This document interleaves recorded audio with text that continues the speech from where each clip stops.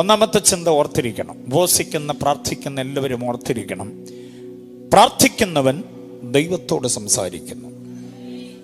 പ്രാർത്ഥിക്കുന്നവരെന്തോ ചെയ്യുക? എത്ര പേർക്ക് സമ്മതിക്കാൻ പറ്റുന്നുണ്ട് ആ കാര്യം? അപ്പോൾ ഇത്രയും ദിവസങ്ങൾ നമ്മൾ ദൈവത്തോട് എന്തോ ചെയ്തുകൊണ്ടിരിക്കുകയായിരുന്നു. നമ്മുടെ ബഹുമാനപ്പെട്ട മുഖ്യമന്ത്രി സഖാവ് പിണറായി വിജയൻ സാറിനോട് നേരിട്ട് സംസാരിച്ച ആരെങ്കിലും ഉണ്ടോ ഈ കൂട്ടത്തിൽ? ആരുമില്ലേ? എറണാകുളം ഗവർണറോട് സംസാരിച്ചിട്ട് അല്ല, കളക്ടറോട് സംസാരിച്ച ആരെങ്കിലും ഉണ്ടോ? കേരള ഗവർണറോട് ഒരാളുണ്ട്. കേരള ഗവർണറോട് സംസാരിച്ച ആരെങ്കിലും ഉണ്ടോ? അപ്പം 2-3 പേര് പ്രമുഖരായവരോട് സംസാരിച്ചിട്ടില്ലെങ്കിൽ പിന്നെ മോദി സാറിനോട് സംസാരിച്ചിട്ടുണ്ടോ എന്ന് ചോദിക്കണ്ടല്ലോ. അപ്പം നമുക്കറിയാവുന്ന പല പ്രമുഖരോട് നമ്മളെന്തോ ചെയ്തിട്ടില്ല, സംസാരിച്ചിട്ടില്ല. പക്ഷെ പ്രാർത്ഥിക്കുന്നതിന് ഗുണം എന്താണെന്നറിയോ? ഇവരെ വേണമെന്ന് തോന്നുമ്പോൾ ആക്കി വെക്കാനും വേണ്ടാന്ന് തോന്നുമ്പോൾ നീക്കിക്കളയാനും പരമാധികാരമുള്ള ദൈവത്തോടെ നമ്മൾ സംസാരിക്കുക. എത്ര പേർക്ക് സന്തോഷമുണ്ട് ആ കാര്യത്തിൽ? പരമാധികാരിയായ ദൈവം, ഓ മഹോന്നതനായ ദൈവം, മഹത്വ സിംഹാസനസ്ഥനായ ദൈവം, ആ ദൈവത്തോടെ നമ്മൾ സംസാരിക്കുക. അപ്പൊ പ്രാർത്ഥിക്കുന്നവൻ ദൈവത്തോട് സംസാരിക്കുന്നു, മറന്നു പോകരുത്. പക്ഷെ ആ സംസാരിക്കുന്ന ഒരു കാര്യം തിരിച്ചറിയണം, ഹൃദയത്തിൽ അകൃത്യമുണ്ടെങ്കിൽ കേൾക്കത്തില്ല. 66-ാം സങ്കീർത്തനം അതിൻ്റെ 18-ാം വാക്യമാണ്. ഞാൻ എൻ്റെ ഹൃദയത്തിൽ അകൃത്യം കരുതിയിരുന്നെങ്കിൽ കർത്താവ്. അപ്പൊ പ്രാർത്ഥിക്കുന്നവൻ ദൈവത്തോട് സംസാരിക്കുകയാണ്. പക്ഷേ ആ സംസാരിക്കുന്നവന്റെ ഹൃദയത്തിൽ എന്തോ പാടില്ല? അകൃത്യം പാടില്ല. എന്താ അകൃത്യം എന്ന വാക്കിന്റെ അർത്ഥം? അകൃത്യം എന്ന വാക്കിന്റെ അർത്ഥം അതിർത്തി മുറിക്കുക, കൽപ്പിത പരിധി വിട്ടുപോകുക. അങ്ങനെ ചെയ്ത ഒരാൾ ദൈവത്തോട് സംസാരിച്ച ദൈവം എന്തോ ചെയ്യത്തില്ല. അകൃത്യം എന്നുള്ളതിന് മൂലപദം കൊടുത്തിരിക്കുന്നത് പരാപ്റ്റോമ എന്നാണ്. പരാപ്റ്റോമ, അതാണ് അകൃത്യമെന്ന് മലയാളത്തിലേക്ക് ലിപിയന്ത്രണം ചെയ്യുന്നത്. അകൃത്യം എന്ന് പറയുന്നത് അതാണ്.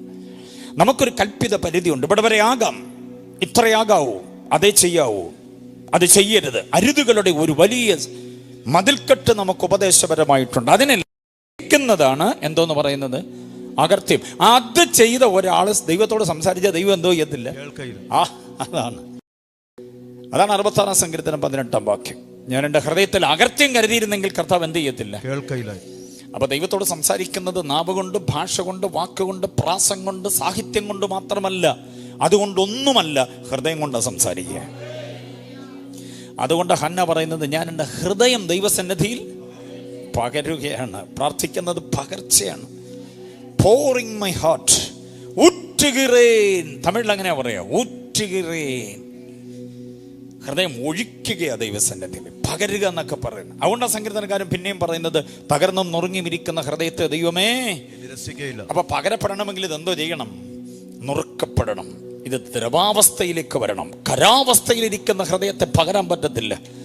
കുശുമ്പ്, കുന്നായ്മ, ഈർഷ്യ, പക, പിണക്കം, മിണ്ടാട്ടമില്ലായ്മ, ഉരിയാട്ടമില്ലായ്മ, ധാർഷ്ട്യം, ധിക്കാരം, താൻ പോരിമ, വിമർശനം, വിരോധം എല്ലാം കൂടെ അകത്ത് വെച്ചോണ്ട് കർത്താവേ എന്നൊക്കെ പറഞ്ഞ കേൾക്കത്തൊന്നുമില്ല.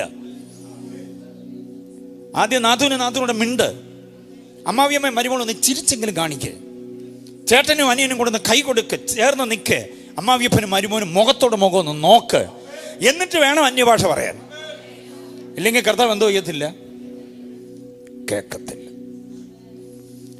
വൈറ്റും കൂടെ വരണമെന്ന് വിചാരിച്ചാണ്, ഇനി വരുന്നില്ലെന്നാ ഇപ്പൊ തീരുമാനം എടുത്ത്. പുതിയ തീരുമാനം എടുത്തു. ഞാൻ പറഞ്ഞ മനസ്സിലായോ? ദൈവത്തോട് സംസാരിക്കുന്നതാണ് എന്തോന്ന്? പ്രാർത്ഥന. പക്ഷെ സംസാരിക്കുന്നവന്റെ ഹൃദയത്തിൽ എന്തോ പാടില്ല? ഇത് പകരപ്പെടാൻ ദ്രവാവസ്ഥയിലേക്ക് വരണം. ഇതിന്റെ കഠിനത മാറണം. എങ്കിലേ ദൈവത്തോട് സംസാരം നേരെയാവുകയുള്ളൂ. സ്തോത്രം. അത് മറന്നു പോകല്ലേ. അടുത്തൊരു വാചകം പറയാം, 2-ാമത്തെ വാചകം ശ്രദ്ധിച്ചോ. ഉപവസിച്ചു പ്രാർത്ഥിക്കുന്നവൻ ആത്മതപനം ചെയ്യുകയാണ്. ഉപവസിച്ച് പ്രാർത്ഥിക്കുന്നവൻ എന്തോ ചെയ്യുന്നു? ആത്മതപനം ചെയ്യുന്നു എന്ന് പറഞ്ഞ പാപബോധത്തോടെ, കുറ്റബോധത്തോടെ ഉപവസിച്ച് പ്രാർത്ഥിക്കുന്ന ഒരു വ്യക്തി തരണേ തരണേ തരണേ തരണേ എന്ന് പറയുന്നതിലധികം കഴുകണമേ കഴുകണമേ കഴുകണമേ കഴുകണമേ എന്ന് പറയണം. എത്ര പേര് സമ്മതിക്കുന്നുണ്ട്? സാധാരണ പ്രാർത്ഥനയിൽ തരണേ തരണേ എന്ന് ചോദിച്ചു, കുഴപ്പമില്ല. ഹന്ന പറയുന്നത്, എനിക്കൊരു പുരുഷ സന്താനത്തെ തരണം, എനിക്കൊരു കുഞ്ഞിനെ തരണമെന്നല്ല, പിന്നെന്താ? ഒരു പുരുഷ സന്താനത്തെ, ഒരു കുഞ്ഞിനെ തന്നാ പോരാ. ആണോ പെണ്ണോ, നോ, അത് വിഷയമല്ലെന്നല്ല അവൾ പ്രാർത്ഥിക്കുന്നു. എനിക്കൊരു പുരുഷ സന്താനത്തെ തന്നെ തരണം. അതിൻ്റെ കാരണം എന്താ? അങ്ങനെ പ്രാർത്ഥിക്കുന്നതിൻ്റെ കാരണം എന്താ? ആൻറ്റിമാര് പറഞ്ഞേ, സഹോദരി വൃന്ദങ്ങൾ പറ, മാതാക്കൾ പറ. വിവാഹം കഴിഞ്ഞ് ഒത്തിരി വർഷങ്ങളായി കുഞ്ഞുങ്ങളില്ലാതിരിക്കുന്ന ഹന്നായിക്ക് ഏതെങ്കിലും ഒരു കുഞ്ഞിനെ കിട്ടിയാൽ പോരെ? അമ്മയാണെന്നുള്ളത് സമൂഹത്തെ കാണിക്കാൻ, പെനിന്നയുടെ മുമ്പിൽ ഷൈൻ ചെയ്യാൻ ഒരു കുഞ്ഞിനെ കിട്ടിയാൽ പോരെ? പക്ഷെ അവിടെ പ്രാർത്ഥന വിഷയം അതല്ല. പിന്നെന്താണ്? ഒരു പുരുഷ സന്താനത്തെ തരണം എന്ന് പറഞ്ഞാൽ ഏലിയുടെ മക്കൾ പിഴച്ചുപോയ സ്ഥാനത്ത് എൻ്റെ കുഞ്ഞിനെ എനിക്ക് നിർത്തി ഇസ്രായേലിനെ വീണ്ടെടുക്കണം. മനസ്സിലായില്ലേ? തലമുറയ്ക്ക് വേണ്ടി പ്രാർത്ഥിക്കുമ്പോൾ തന്നെ ആ തലമുറയെക്കുറിച്ച് അവൾക്കൊരു ദർശനമുണ്ട്. എൻ്റെ വന്ധ്യമായ എൻ്റെ ആ ഉദരത്തെ, എൻ്റെ ഗർഭപാത്രത്തെ സജീവമാക്കി വന്ധ്യ എന്നെ ലേബല് മാറ്റിയെടുത്താൽ, എന്നിട്ടൊരു പുരുഷ സന്താനത്തെ തരികയാണെങ്കിൽ ഞാൻ അവനെ നിനക്ക് തന്നോളാം. സ്വതന്ത്രം. വഴിപടച്ചു പോകുന്ന തലമുറയെ കണ്ടിട്ട് സ്വന്തം തലമുറയെ ദൈവത്തിന് വേണ്ടി നിർത്താൻ താല്പര്യമുള്ള ആത്മഭാരം എത്ര പേർക്കുണ്ട്? സ്വതന്ത്രം. അത് ദൈവത്തോട് അർത്ഥിക്കുന്നൊരു പ്രാർത്ഥനാ വിഷയമാണ്. ഹല്ലേലൂയ. അങ്ങനെ പ്രാപിച്ച ശമൂവേലിനെ വളർത്തിയ രീതി എത്ര ഗംഭീരമെന്നറിയാമോ? സ്തോത്രം. ശ്രദ്ധിക്കണം, പപ്പമാരും മമ്മിമാരും ശ്രദ്ധിക്കണം. ഹോഫനിയും ഫിനഹാസും ആരുടെ മക്കള്? ഏലിയുടെ മക്കള്. അവന്മാർ രണ്ടെണ്ണം പിഴച്ചു പോയ അതേ തട്ടകത്തിനെ വളർത്തി ദൈവത്തിന് മനുഷ്യർക്ക് പ്രീതിയുള്ളവരായി. ഞാൻ പറഞ്ഞ വാദ്യം എത്ര പേർക്ക് മനസ്സിലായി? ഹോഫനിയും ഫിനഹാസും എന്ത് ചെയ്തു പോയി? പിഴച്ചുപോയി അതേ ഇടത്താണ് ശമൂവേലിനെ ഹന്ന വളർത്തിയത്. അവൻ പിഴച്ചു പോയില്ല. അപ്പൊ കുഞ്ഞുങ്ങൾ പിഴച്ചു പോകുന്നത് ഫോർട്ട് കൊച്ചിയിലായതുകൊണ്ടാ, കൊച്ചിയിലായതുകൊണ്ടാ, കോട്ടയത്തായതുകൊണ്ടാ, കോളനിയിലായതുകൊണ്ടാ, കൂട്ടുകെട്ടുകൊണ്ടാണെന്നൊക്കെ പറയുന്ന ന്യായം അബദ്ധമാണ്, വളർത്തുദോഷമാണ്. എത്ര പേര് സമ്മതിക്കുന്നുണ്ട്? കണ്ണുനീര് ദൈവസന്നിധിയിൽ ഒഴുക്കാത്തത് കൊണ്ടാണ്. ATM കാർഡ് പിള്ളേരുടെ കൊടുത്തിട്ടുണ്ട് കൈകാര്യം ചെയ്യാൻ. പക്ഷേ കണ്ണുനീര് ദൈവസന്നിധിയിൽ വേണ്ടും പോലെ കൊടുത്തില്ലെങ്കിൽ തലമുറ അന്യാധീനപ്പെടും. ഹന്ന ദൈവസന്നിധിയിൽ നിലവിളിക്കുമായിരുന്നു. മുലകൂടി മാറിയപ്പോഴേ ആലയത്തിൽ കൊണ്ട് കൊടുത്തിട്ട് പുരോഹിതനോട് പറയുക, ഈ ബാലന് വേണ്ടി അത്രയും ഞാൻ പ്രാർത്ഥിച്ചു, അവനെ ദൈവത്തിന് കൊടുക്കാമെന്ന് പറഞ്ഞു, അതിനുവേണ്ടി ഞാൻ കൊണ്ടുവന്നിരിക്കുകയാണ്. പിന്നെ വർഷത്തിലൊരിക്കൽ കുഞ്ഞിനെ കാണാനൊരു പോക്കുണ്ടവള്. ആ പോകുമ്പോൾ കയ്യിലൊരു പൊതിയുണ്ട്. എന്തോ പൊതി? കുഴിമന്തി. ഹന്ന ശമൂവേലിന് കൊണ്ടുവന്ന പൊതി എന്തോ? പുരോഹിതനിടുന്ന കുപ്പായത്തിന്റെ ഒരു ചെറിയ പതിപ്പ്. ഇത് ഏത് കടയിൽ നിന്ന് വാങ്ങിച്ചാന്ന് ചോദിച്ചാൽ അവള് പറയും, കടയെന്നോ, എൻ്റെ കുഞ്ഞിന് വേണ്ടി ഞാൻ ഉണ്ടാക്കിയതാ, ഞാൻ കൈകൊണ്ട് നൂൽത്തതായത്, ഞാൻ നെയ്ത് കാണിക്കുന്നത്. എന്തോന്നറിയാമോ? എൻ്റെ കുഞ്ഞ് വളർന്നു വന്നാൽ ആരാകണം? ഒരു ശുശ്രൂഷകനാകണം. എൻ്റെ കുഞ്ഞ് വളർന്നു വന്നാൽ ശുശ്രൂഷകനാകണമെന്നുള്ള ദർശനത്തോടുകൂടെ കുഞ്ഞിനെ വളർത്തി. അതുകൊണ്ട് വളർത്തു ദോഷം പറ്റിയില്ല. നമ്മൾ കുഞ്ഞുങ്ങൾക്ക് എന്തോ വാങ്ങിച്ചു കൊടുക്കും? സ്വന്തമായിട്ടൊരു നല്ല വേദോസം വാങ്ങിച്ചു കൊടുത്ത് എത്ര പേരുണ്ട്? അപ്പനും അമ്മയും ഉപയോഗിച്ച് പഴകിപ്പോയത് കൊച്ചിന് ഇത് നീ ഉപയോഗിച്ചോളാൻ പറഞ്ഞിട്ട് കൊടുക്കുന്നതാണോ? അതോ കൊച്ചു പ്രായമായി വന്നപ്പോഴത്തേക്ക് നല്ലൊരു പാട്ടോസവും നല്ലൊരു വേദോസവും ഒക്കെ കുഞ്ഞിന് വാങ്ങിച്ചു കൊടുത്തിട്ടുണ്ടോ? എങ്കിലത് ഗുണം വരും. തോക്ക് വാങ്ങിച്ചു കൊടുത്തു കൊച്ചിന്. അവനതുകൊണ്ട് നടന്ന് വെടിവെക്കാൻ തുടങ്ങി. വണ്ടി വാങ്ങിച്ചു കൊടുത്തു. വണ്ടി PP കളിച്ച് അവൻ 10ാം ക്ലാസ് കഴിഞ്ഞ് വണ്ടി ഓടിക്കുന്നവനായി പോയെങ്കിലും ഒരു കുറ്റവും പറയാനില്ല. കാരണം നമ്മൾ വാങ്ങിച്ചു കൊടുത്തത് എന്തുവാ? അതാ സംഭവം. ഈ കുഞ്ഞുങ്ങൾക്ക് സമ്മാനം കൊടുക്കുന്നതിനകത്തും ദൈവശാസ്ത്രം ഉണ്ട്, അറിയാമോ? ഹന്ന കുഞ്ഞിന് വർഷാവർഷം കൊണ്ട് കൊടുക്കുന്നത് പുരോഹിതന്റെ വസ്ത്രമാ. അതുകൊണ്ട് അത് ഇട്ട് നടന്ന് ഇവൻ പുരോഹിതനായി മാറി. അതാണ് അതിന്റെ വസ്തുത. മനസ്സിലായില്ലേ? അപ്പൊ ഞാൻ പറഞ്ഞു വന്നത് ഹന്നയുടെ പ്രാർത്ഥന വിഷയം ഒരു കുഞ്ഞെന്നുള്ളതാണ്. അതവൾ ദൈവത്തോട്. പക്ഷെ ഉപവസിച്ച് പ്രാർത്ഥിക്കുന്നവൻ തൻ്റെ ആവശ്യങ്ങളുടെ, ആവലാദികളുടെ, വേവലാദികളുടെ വിളമ്പലല്ല, പകരം ആത്മദവനമാണ്. ഒരു വാക്യം വേഗം ഒന്ന് വായിക്കാമോ? ദാനിയേൽ പ്രവചനം എടുത്തേ, 9ാം അധ്യായം. ദാനിയേൽ പ്രവചനം 9ാം അധ്യായം, അതിന്റെ 3 മുതൽ 6 വരെ താഴേക്കുള്ള വേദഭാഗങ്ങൾ ഒന്ന് വായിച്ച് 3ാം വാക്യം ഒന്ന് വായിച്ച് ആദ്യം. ദാനിയേൽ പ്രവചനം. അപ്പോൾ ഞാൻ ഉപവസിച്ചും രട്ടെടുത്തും വെണ്ണീരിൽ ഇരുന്നു കൊണ്ട് പ്രാർത്ഥനയോടും ശ്രദ്ധിച്ചു കേൾക്കണം. ഉപവസിച്ചും രട്ടെടുത്ത് വെണ്ണീരിലിരുന്നു കൊണ്ട് പ്രാർത്ഥിച്ചത് എങ്ങനെയാ? യാചനയോടും കൂടെ അപേക്ഷിക്കേണ്ടതിന് ദൈവമായ കർത്താവിലേക്ക് മുഖം തിരിച്ചു. പിന്നെ എന്റെ ദൈവമായ യഹോവയോട് ഞാൻ പ്രാർത്ഥിച്ച് ഏറ്റുപറഞ്ഞതെന്നാൽ, തന്നെ സ്നേഹിക്കുന്നവർക്കും തന്റെ കൽപ്പനകളെ പ്രമാണിക്കുന്നവർക്കും നിയമവും ദയയും മഹാനും ഭയങ്കരമായ ദൈവമായ കർത്താവേ, ഞങ്ങൾ പാപം ചെയ്ത് വികടമായി നടന്ന്. കണ്ടോ, ഞങ്ങൾ പാപം ചെയ്തു 1, 2 വികലമായി നടന്നു, പിന്നെ ദുഷ്ടത പ്രവർത്തിച്ചു 3 ഞങ്ങൾ മത്സരിച്ചു നിന്റെ കൽപ്പനകളും വിധികളും വിട്ടുമാറി, പിന്നെ ഞങ്ങളുടെ രാജാക്കന്മാരോടും പ്രഭുക്കന്മാരോടും പിതാക്കന്മാരോടും ദേശത്തിലെ സകല ജനത്തോടും നിന്റെ നാമത്തിൽ സംസാരിച്ച നിന്റെ ദാസന്മാരായ പ്രവാചകന്മാരുടെ വാക്ക് ഞങ്ങൾ കേട്ടനുസരിച്ചതുമില്ല. 6 കൂട്ടം കാര്യങ്ങൾ എണ്ണി പഠിച്ചോണം അവിടെ. ഇതെപ്പോഴാ ഇങ്ങനെ ഏറ്റു പറയാൻ തോന്നിയെന്നറിയാമോ? പറ, എൻ്റെ കൂടെ ഉണ്ടോ? എപ്പോഴാ ഇത് ഏറ്റു പറയാൻ തോന്നിയത്? ഉപവസിച്ചു പ്രാർത്ഥിച്ചപ്പോഴാ. സാധാ പ്രാർത്ഥനയിലല്ല ഏറ്റുപറച്ചിൽ. പിന്നെ എപ്പോഴാ? ഉപവസിച്ച് പ്രാർത്ഥിച്ചപ്പോൾ. ഞങ്ങൾ വഴിതെറ്റി നടന്നു, ഞങ്ങൾ വികലമായി നടന്നു, ഞങ്ങളോട് സംസാരിച്ച പ്രവാചകന്മാരുടെ ശബ്ദം ഞങ്ങൾ എന്ത് ചെയ്തില്ല? അനുസരിച്ചില്ല. ഞങ്ങൾ പാപം ചെയ്തു.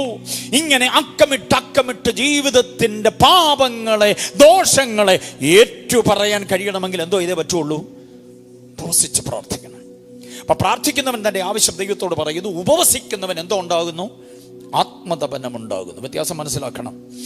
ആത്മതപനത്തോടെ ദൈവസന്നിധിയിൽ ചെല്ലുമ്പോൾ കാര്യങ്ങൾ ക്ലിയർ ആകും. ദൈവം ക്ഷമിക്കും. ദൈവം ക്ഷമിച്ചു കഴിഞ്ഞാൽ കാര്യങ്ങളൊക്കെ ഓക്കെ ആവും. ഞാൻ 21 ദിവസം ഉപവസിച്ചപ്പോൾ കാര്യം നേരെയായി എന്ന് ചിലർ സാക്ഷി പറയുന്നതിൻ്റെ കാരണം എന്താ? ഈ 21 ദിവസം ഇരുന്ന് ദൈവത്തോട് ആത്മതപനം ചെയ്തപ്പോൾ അനുഗ്രഹത്തിൻ്റെ തടസ്സം അങ്ങ് മാറി. നന്മകൾ നമ്മിലേക്ക് അങ്ങ് വരാനിടയായി. അനുഗ്രഹമൊന്നും ആരിലേക്ക് ബലമായി പിടിച്ചേൽപ്പിക്കാൻ പറ്റത്തില്ല. നമ്മൾ ക്ലിയർ ആകാത്തിടത്തോളം 21 41 ഇരുന്നാലും കാര്യങ്ങൾ നേരെയാകത്തില്ല. ആത്മതപനം ചെയ്ത് പാപം ഏറ്റുപറയണം. ദൈവസന്നിധിയിൽ അക്കമിട്ട് പറയണം. ദാനിയേലാണിത് പറയുന്നതെങ്കിൽ നമ്മുടെ കാര്യം എത്ര സ്വതന്ത്രം. ദാനിയേൽ നിസ്സാരക്കാരനാണോ? യഹോവയ്ക്ക് ഏറ്റവും പ്രിയ പുരുഷനാണ്. 3 നേരം പ്രാർത്ഥിക്കുന്നയാളാ. എത്ര തിരക്കുണ്ടെങ്കിലും പ്രാർത്ഥന മുടക്കാത്ത ഒരു മഹാമനുഷ്യനാ. അദ്ദേഹം പറയാ, ഞങ്ങൾ പാപം ചെയ്തു, ഞങ്ങൾ വികലമായി സംസാരിച്ചു, ഞങ്ങൾ വഴിതെറ്റി നടന്നു, ഞങ്ങളുടെ പ്രവാചകന്മാരെ ഞങ്ങൾ ധിക്കരിച്ചു. നിങ്ങൾ ആ വാക്യം ശ്രദ്ധിച്ചോണേ. 3, 4, 5, 6 വാക്യങ്ങൾ പിന്നീട് വായിച്ചോണം. അതുകൊണ്ട് ഞാൻ കുറിച്ചെടുക്കണമെന്ന് പറഞ്ഞ് എല്ലാം വായിച്ച് കേൾപ്പിച്ചു പോകാൻ നേരമുണ്ടാകില്ല. അതുകൊണ്ട് ആത്മതപനം ചെയ്യുന്ന ആരാണ്? ഉപവസിച്ച് പ്രാർത്ഥിക്കുന്നവൻ. സ്തോത്രം, ഹല്ലേലൂയ. അത് മറന്നു പോകരുത്. അടുത്തത്, വചനം വായിക്കുന്നവനോട് ദൈവം സംസാരിക്കുക. വചനം വായിക്കുന്നവനോട്, ഉപവസിക്കുന്നവൻ ആരോട് സംസാരിക്കുന്നു? ദൈവത്തോട് സംസാരിക്കും. അങ്ങനെയാണെങ്കിൽ വചനം വായിക്കുന്നവനോട് ദൈവം എന്തോ ചെയ്യുന്നു? ആ ദൈവത്തിന്റെ സംസാരം കേൾക്കാൻ എത്ര പേർക്ക് താല്പര്യമുണ്ട്? വേദപുസ്തകം വായിക്കുന്ന ശീലം എത്ര പേർക്ക്? ആ വചനം വായിക്കുന്നതിലൂടെ ദൈവം സംസാരിക്കുന്നത് കേൾക്കുന്ന എത്ര പേരുണ്ട്? Praise the Lord. ദാനിയേൽ പ്രവചനം 9-ാം അധ്യായം അതിന്റെ 1-2 വാക്യം ഒന്ന് വായിച്ചേ. വചനം വായിക്കുന്നവനോട് ദൈവം സംസാരിക്കുന്നുണ്ടോ ഇല്ലയോ എന്നുള്ളതിന്റെ ഏറ്റവും വലിയ തെളിവാണത്.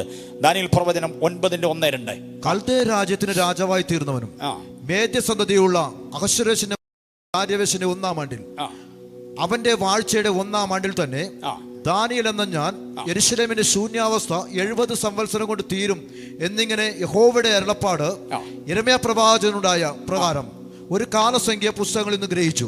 ഒരു കാലസംഖ്യ പുസ്തകത്തിൽ നിന്ന് ഗ്രഹിച്ചു. യിരെമ്യാ പ്രവാചകന്റെ പുസ്തകം ദാനിയേൽ അന്യദേശത്തിൽ നിന്ന് എന്തോ ചെയ്തു? വായിച്ചു. കഷ്ടതയുടെ ഭൂമികയിൽ ഇരുന്നു കൊണ്ട് വചനം വായിക്കാൻ മനസ്സ് കാട്ടിയ ദാനിയേൽ വീട് വിട്ട് പ്രാണരക്ഷാർത്ഥം ഓടുമ്പോൾ കയ്യിലെടുത്തു പിടിച്ചത് യഹോവയുടെ വചനത്തിന്റെ ചുരുള. സ്വത്രം. വീട് വിട്ട് ഓടേണ്ടി വരുന്ന പറഞ്ഞാൽ എന്തോ എടുത്തോണ്ട് ഓടുന്നു എന്ന് ചിന്തിച്ചു നോക്കി. പെട്ടെന്ന് എല്ലാവരും ഇറങ്ങി രക്ഷപ്പെട്ടോ എന്ന് പറഞ്ഞൊരു ഒരു ഒരു ഒരു മുന്നറിയിപ്പ് തന്നാൽ വീട്ടിൽ നിന്ന് എന്തോ എടുത്തോണ്ട് ഇറങ്ങും. നെബൂഖദ്നേസർ വന്ന് ചുറ്റും ഭയങ്കരമായിരിക്കുന്ന പ്രതിസന്ധി ഉണ്ടാക്കി. ഒരുമാതിരി രോഗികളെയും ക്ഷീണിതരായവരെ ഉപേക്ഷിച്ചു. ചെറുത്തു നിന്നവരെ വെട്ടി നിരത്തി, കരുത്തുള്ളവരെ പിടിച്ചു കെട്ടി കൊണ്ടുപോവുകയാണ്. അങ്ങനെ നെബൂഖദ്നേസറിന്റെ യുദ്ധത്തടവുകാരായി പോകുന്ന കൂട്ടത്തിൽ ദാനിയേലിന്റെ കയ്യിൽ ഒരു ചുരുളുണ്ടായിരുന്നു. വേറെ വീട്ടിൽ നിന്നൊന്നും എടുത്തില്ല. എന്തോ എടുത്തു? ഒരു ചുരുള്. വേറെ കുറെ ചെറുപ്പക്കാരുടെ കയ്യിൽ കിന്നരം ഉണ്ടായിരുന്നു. അതാണ് 137-ാം സംഗീതം നമ്മൾ വായിക്കുന്നത്. ബാബേൽ നദിയുടെ തീരത്ത് ഞങ്ങൾ ഇരുന്നു, ഇസ്രായേലിനെ ഓർത്തപ്പോൾ ഞങ്ങളുടെ കിന്നരങ്ങളെ ഞങ്ങൾ അലരി വൃക്ഷത്തിന്റെ മേൽ എന്തോ ചെയ്തു? ഈ കിന്നരം അവിടെ ചെന്ന് വാങ്ങിച്ചല്ല, ഇതെവിടുന്നാ? വീട്ടിൽ നിന്ന് കൊണ്ടുപോയതാ. ഇറങ്ങി ഓടിയപ്പോഴും ആരാധന മറന്നില്ല, ഇറങ്ങി ഓടിയപ്പോഴും വചനം മറന്നില്ല. ഇറങ്ങി ഓടാൻ പോകുന്ന ഒരു സന്ദർഭത്തിലും ദൈവവചനം മറക്കാതെ, ദൈവവചനം നെഞ്ചോട് ചേർത്ത് പിടിച്ച് അതുകൊണ്ട് ഓടിയവൻ. ഹല്ലേലൂയ. കെബാർ നദിയുടെ തീരത്തിരുന്ന് ആരാധിക്കുന്നു. യുദ്ധത്തടവുകാരല്ലേ അവിടെ. അങ്ങനെ ഇനി എന്താ സ്ഥിതി എന്ന് ഓർത്ത് ഇങ്ങനെ വല്ലാതിരിക്കുമ്പോൾ ദാനിയേലിന് തോന്നിയൊരു കാര്യം, ദൈവവചനം വായിക്കാം. കർഷതയും ദുഃഖവും പ്രതിസന്ധിയൊക്കെ വരുമ്പോൾ വചനം വായിച്ച് ആശ്വാസം കൊള്ളുന്ന എത്ര പേരുണ്ട്? ഇതുവരെ അങ്ങനെ ശീലമില്ലെങ്കിൽ തുടങ്ങിക്കോണം ഈ 9ാമത്തെ പകല് മുതലേ. ദൈവവചനം എന്തോ ഇതോണം, വായിക്കുന്നവനോട് ദൈവം എന്തോ ഇതുകൊണ്ടിരിക്കും. അപ്പൊ ദൈവശബ്ദം കേൾക്കണമെങ്കിൽ എന്തോ ചെയ്യണം? വചനം വായിക്കണം. ഇപ്പൊ നമുക്ക് ഈ എഴുത്ത് വായിക്കുന്ന ശീലമൊന്നുമില്ലല്ലോ. ഇപ്പൊ ആരും എഴുതാറില്ലല്ലോ. പണ്ട് എഴുത്ത് അതൊരു ഭയങ്കര സംഭവമായിരുന്നല്ലേ. ഞാൻ 86, 87, 88, 89 കാലങ്ങളിലാണ് ഹരിയാന ഗ്രേസ് ബൈബിൾ കോളേജിൽ പഠിച്ചത്. അന്ന് ഫോണും കാര്യങ്ങളും ഒന്നുമില്ല. വീട്ടിലും ഫോണില്ല, കോളേജിൽ ഫോണുണ്ട്. അത് പിള്ളേർക്കൊന്നും ഉപയോഗിക്കാനും പറ്റത്തില്ല. ലാൻഡ് ഫോണാണ്, അതെല്ലാവർക്കൊന്നും കൊടുക്കാൻ പറ്റത്തില്ല. പിന്നെ നാട്ടിൽ വല്ല മരണമൊക്കെ ഉണ്ടായെങ്കിൽ മാത്രമേ ഇവർ ട്രങ്കോൾ ബുക്ക് ചെയ്ത് അങ്ങോട്ട് വിളിച്ച് പറഞ്ഞ് അങ്ങനെ ഒക്കെ കിട്ടുന്നെങ്കിൽ മാത്രമേ ഉള്ളൂ. അല്ലാതൊന്നും ഫോൺ വിളിയൊന്നുമില്ല. പിന്നെ ആകെയുള്ളൊരു ആശ്വാസം എഴുത്താണ്. ഇവിടുന്ന് ഒരു കത്തയച്ചാൽ അതങ്ങ് സംസ്ഥാനങ്ങൾ താണ്ടി ഡൽഹിയിലെത്തി, ഡൽഹിയിൽ നിന്ന് ഗുരുഗോണിലെത്തി, ഗുരുഗോണിൽ നിന്ന് ഡൻകോട്ട് വഴി കോളേജിലെത്തുമ്പോഴത്തേക്ക് ഒരു മാസം 1.5 മാസമാവും. മനസ്സിലായില്ലേ? 3 ദിവസം കൊണ്ട് കത്ത് കിട്ടുന്നതൊന്നും അല്ല ആ കാലത്ത്. ഈ കത്തിങ്ങനെ ചായയുടെ സമയത്ത് വൈകിട്ട് മാനുവൽ വർക്ക് കഴിഞ്ഞ് 5:45, 6 മണിയാകുമ്പോൾ കത്ത് വിതരണം. അപ്പം എല്ലാവരും ഇങ്ങനെ വീർപ്പടക്കി നിൽക്കുകയാണ്. 100-500 പേരുണ്ട് സ്റ്റുഡൻസ്. ഇപ്പം സ്റ്റുഡൻസ് ലീഡർ നിന്ന് ഓരോ കത്ത്, ഒരു കെട്ട് കത്തം കൊണ്ട് വെച്ചിട്ട് ഓരോന്നിങ്ങനെ. അപ്പോൾ അടുത്ത എൻ്റെ ആയിരിക്കും എന്ന് പറഞ്ഞ് എല്ലാവരും നിൽക്കുക. 30 ദിവസം നിന്നാലും ചിലപ്പോൾ ഒരു വിളിയും ഉണ്ടാകത്തില്ല. നിരാശയോടെ പോകേണ്ടി വരും. ചില ദിവസങ്ങൾ കത്ത് കിട്ടും. അത് ഭയങ്കര സന്തോഷമാണ്. ഈ കത്ത് കൊണ്ടൊന്ന് പൊട്ടിച്ച് വായിക്കാൻ പറ്റത്തില്ല. ഇത് ഇങ്ങനെ നെഞ്ചത്ത് വെച്ചോണ്ട് നടക്കും കുറേ നേരം.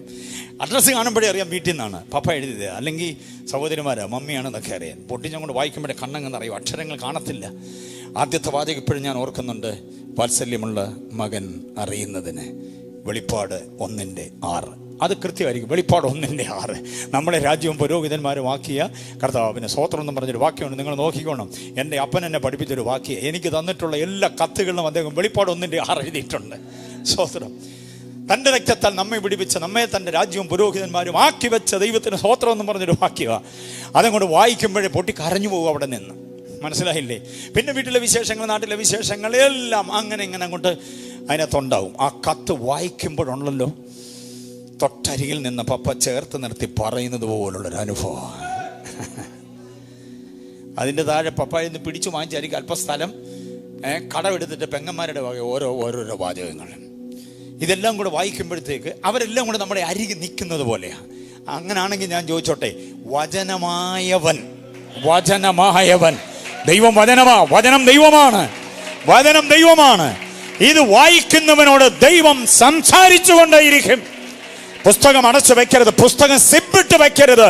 ഇതെപ്പോഴും നമ്മുടെ കയ്യിൽ ഉണ്ടാകണം. ഹല്ലേലൂയ. ചിലക്ക് പുസ്തക വായന ഒന്നുമില്ല. പള്ളി വരുമ്പോൾ ഉപദേശിക്ക് പറയുന്നത് കേട്ടിട്ടുള്ള പരിചയം, അതാണ് ഓറൽ ട്രഡീഷൻ എന്ന് പറയുന്നത്. അത് കേട്ടിട്ടുള്ള ഇടപാടല്ലാതെ പുസ്തകത്തിൽ അങ്ങനെ തന്നെയോന്ന് എന്തോ ചെയ്യത്തില്ല. പുസ്തകം വായിക്കത്തില്ല പലരും. പുസ്തകം വായിക്കാത്തവർ പറഞ്ഞു നടക്കുന്ന തെറ്റുവാചകങ്ങൾ കേൾക്കുമ്പോഴേ അറിയാം ഇത് ഇവർ പുസ്തകം വായിക്കാത്തവരാണ്. ചിലർ സഭായങ്ങളെ ഉപേക്ഷയായി വിചാരിക്കുന്ന പോലെ. കണ്ടോ അതിൻ്റെ ഇടപാട്? അതിൻ്റെ കാരണം എന്താണെന്നറിയോ? അങ്ങനെ വാക്യം വേദോത്സവത്തിലില്ല. ചിലർ സഭായങ്ങളെ ഉപേക്ഷയായി വിചാരിക്കുന്നത് പോലെ എന്നൊരു വാക്യം വേദോത്സവത്തിലില്ല. പക്ഷെ നമ്മളെല്ലാം അത് പറഞ്ഞു നടക്കുന്നുണ്ട്. കാര്യം എന്താണെന്നറിയാമോ? ആ വാക്യം എങ്ങനെയാണെന്ന് ഇന്ന് വരെ നമ്മൾ എന്തോ ചെയ്തിട്ടില്ല, നോക്കിയിട്ടില്ലാത്തത് കൊണ്ട്. സഭായങ്ങളെ ഉപേക്ഷിക്കരുതെന്ന് വിചാരിക്കുന്നത് പോലെ എന്നൊരു പ്രയോഗം മലയാളി കൂട്ടിച്ചേർത്തതാണ്. അറിയാമോ? നിങ്ങൾ കൂടി വരുമ്പോഴൊക്കെയും, ബാക്കി പറ, അതെന്തോ കുരുക്കൊണ്ടെന്ന് മനസ്സിലായി, അതുകൊണ്ടാണ് മിണ്ടായിരിക്കുന്നത്. പിന്നെ നിങ്ങൾ കൂടി വരുമ്പോഴൊക്കെയും എൻ്റെ ഓർമ്മയ്ക്കായി, അങ്ങനെ വാക്യമുണ്ടോ? അങ്ങനെ വാക്യമില്ല. കൂടി വരുമ്പോഴൊക്കെ എൻ്റെ ഓർമ്മയ്ക്കായി ഇത് ചെയ്യുമെന്ന് വാക്യമില്ല, പുസ്തകത്തിലൊന്നും ഇല്ല. അത് സെൻട്രൽ പാസ്റ്ററും ഓവർസിയറും പ്രസിഡന്റും ചെയർമാനും എല്ലാം വിളിച്ച് പറയാറുണ്ട്. യൂണിയൻ കൺവെൻഷനും ഐക്യ കൺവെൻഷൻ ജനറൽ കൺവെൻഷനും ഒക്കെ തലകയിൽ അപ്പം മീഞ്ഞും എടുത്ത് വെച്ചോണ്ട് നിങ്ങൾ കൂടി വരുമ്പോഴൊക്കെ ഇത് ചെയ്യുവീൻ എന്ന് പറഞ്ഞിരിക്കുന്നത് കൊണ്ട് നമ്മളിത് ചെയ്യുക. അങ്ങനെ വാക്യമില്ല പൊന്നച്ച. പിന്നെ അങ്ങനെ വാക്യം വീഞ്ഞിനെ കുറിച്ച് പറയുന്നുണ്ട്. നിങ്ങൾ ഇത് കുടിക്കുമ്പോഴൊക്കെയും എന്തോ ചെയ്യണം, അതാണ് ഈ കൂടി വരുമ്പോഴൊക്കെ എന്നെടുത്ത് പ്രയോഗിക്കുന്നത്. അങ്ങനെയൊന്നും വാക്യമില്ല. ദൈവത്തെ ആരാധിക്കുന്നവർ ആ മലയിലുമല്ല ഈ മല, അങ്ങനൊരു മലയില്ല ആൻറ്റി. ആ വാക്യം എങ്ങനെ കിടക്കുന്ന അറിയാമോ? ദൈവത്തെ ആരാധിക്കുന്നവർ ആ മലയിലുമല്ല യെരുശലേമിലുമല്ല, അങ്ങനെയാണ് വാക്യം. ആ യെരുശലേം നമ്മൾ ഇടിച്ചു നിരത്തിയിട്ട് അവിടെ മല പണിതിരിക്കുക. മലയാളി ഉണ്ടാക്കി വെക്കുന്ന ഓരോ കുരുക്കെന്നറിയാമോ? ഇതിന്റെ കാരണം എന്താണെന്നറിയാമോ? വചനം എന്തോ ചെയ്യുന്നില്ല, ആരാണ്ട് പറഞ്ഞത് കേട്ടോണ്ട് നമ്മളങ്ങ് നടക്കുക. അതെങ്ങനാന്ന് പോലും നമ്മൾ എന്ത് ചെയ്യുന്നില്ല, അന്വേഷിക്കാത്താണ്. വചനം വായിക്കുന്നവനോട് ദൈവം സംസാരിക്കും. സ്തോത്രം. അപ്പം നമ്മൾ ആ വായിച്ച വാക്യത്തിലേക്ക് വരാം. ദാനിയേൽ പ്രവചനത്തിൽ കാണുന്നത് യുദ്ധത്തടവുകാരനായി ഇരുന്ന സമയത്ത് ഇനി എന്ത് എന്ന ഒരു വിചാരം വന്നപ്പോൾ മനസ്സിലേക്ക് ഒരു നിയോഗം ഉണ്ടായി, വചനം വായിക്കേ. എന്നിട്ട് വീട്ടിൽ നിന്ന് എടുത്തുകൊണ്ട് ഓടിയ പുസ്തകമില്ലേ, അത് കളഞ്ഞിട്ടില്ലല്ലോ, അതൊന്നും തുറക്ക്. അത് തുറന്നപ്പോൾ കിട്ടി, 70 വർഷം കൊണ്ട് ഈ പ്രവാസം മാറും. വേറെ ആർക്കും അത് കിട്ടുന്നില്ല, വചനം വായിച്ചവനും മാത്രമാ കിട്ടുക. ചില പ്രത്യേക വെളിപ്പാട് ദൈവം തരാൻ ആഗ്രഹിക്കുന്ന പുസ്തകം തുറക്കുമെങ്കിൽ, ഈ ദിവസങ്ങൾ കിട്ടുന്ന ഏകാന്തതയിൽ പുസ്തകം തുറക്കുമെങ്കിൽ ദൈവം ചില വെളിപ്പാട് തരും. ആ വെളിപ്പാട് വേറെ ആർക്കും കിട്ടുന്നതല്ല, നിനക്ക് മാത്രം കിട്ടുന്നതും നിന്നെ ഉയർത്തുവാൻ അനുഗ്രഹിപ്പാൻ ദൈവം ആഗ്രഹിക്കുന്നതുമായ ചില പ്രത്യേക ദൈവിക വചന വെളിപ്പാടുകൾ. ഹല്ലേലൂയ. അപ്പൊ വചനം വായിക്കുന്നവനോട് ദൈവം എന്തോ ചെയ്യുന്നു? പിന്നെ ദാനിയേൽ അങ്ങ് ഷൈൻ ചെയ്യല്ലേ. ദാനിയേൽ എല്ലാവരോടും പറയും, യുദ്ധ തടവുകാരായ മുഴുവൻ ആളുകളോടും പറയുന്നു, പേടിക്കണ്ടാരും, വിഷമിക്കണ്ട, 70 വർഷം കഴിയുമ്പോൾ ഇതെന്തോ ചെയ്യും? മാറും.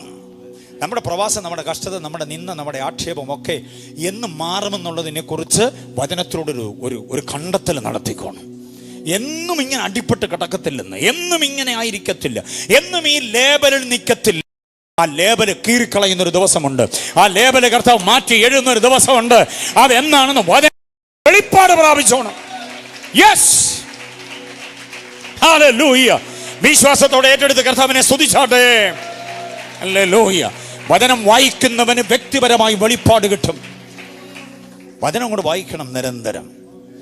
പുസ്തകം കൊണ്ട് അടച്ചു വെച്ചിട്ട് പെട്ടെന്ന് അങ്ങോട്ട് തുറക്കുമ്പോൾ കിട്ടുന്ന വാക്യം വായിച്ചിട്ട് യേശുവിന്റെ നാമത്തിൽ ആമേൻ എന്ന് പറഞ്ഞ് കിടക്കരുത്. നിരന്തരം ഇതിനെ ധ്യാനിക്കണം. അക്ഷരങ്ങളിലൂടെ, വാക്കുകളിലൂടെ, വാചകങ്ങളിലൂടെ നമ്മൾ ധ്യാനിക്കുമ്പോൾ ദൈവം നമ്മോട് എന്തോ ചെയ്തുകൊണ്ടിരിക്കും?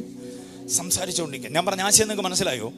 ദാനിയേലിനോടൊപ്പം പിടിക്കപ്പെട്ടുകൊണ്ടുപോയ ആയിരക്കണക്കിന് ആളുകളുണ്ട്. അവർക്ക് ആർക്കും കിട്ടാത്തൊരു വെളിപ്പാട് വചനം വായിച്ചവന് കിട്ടി.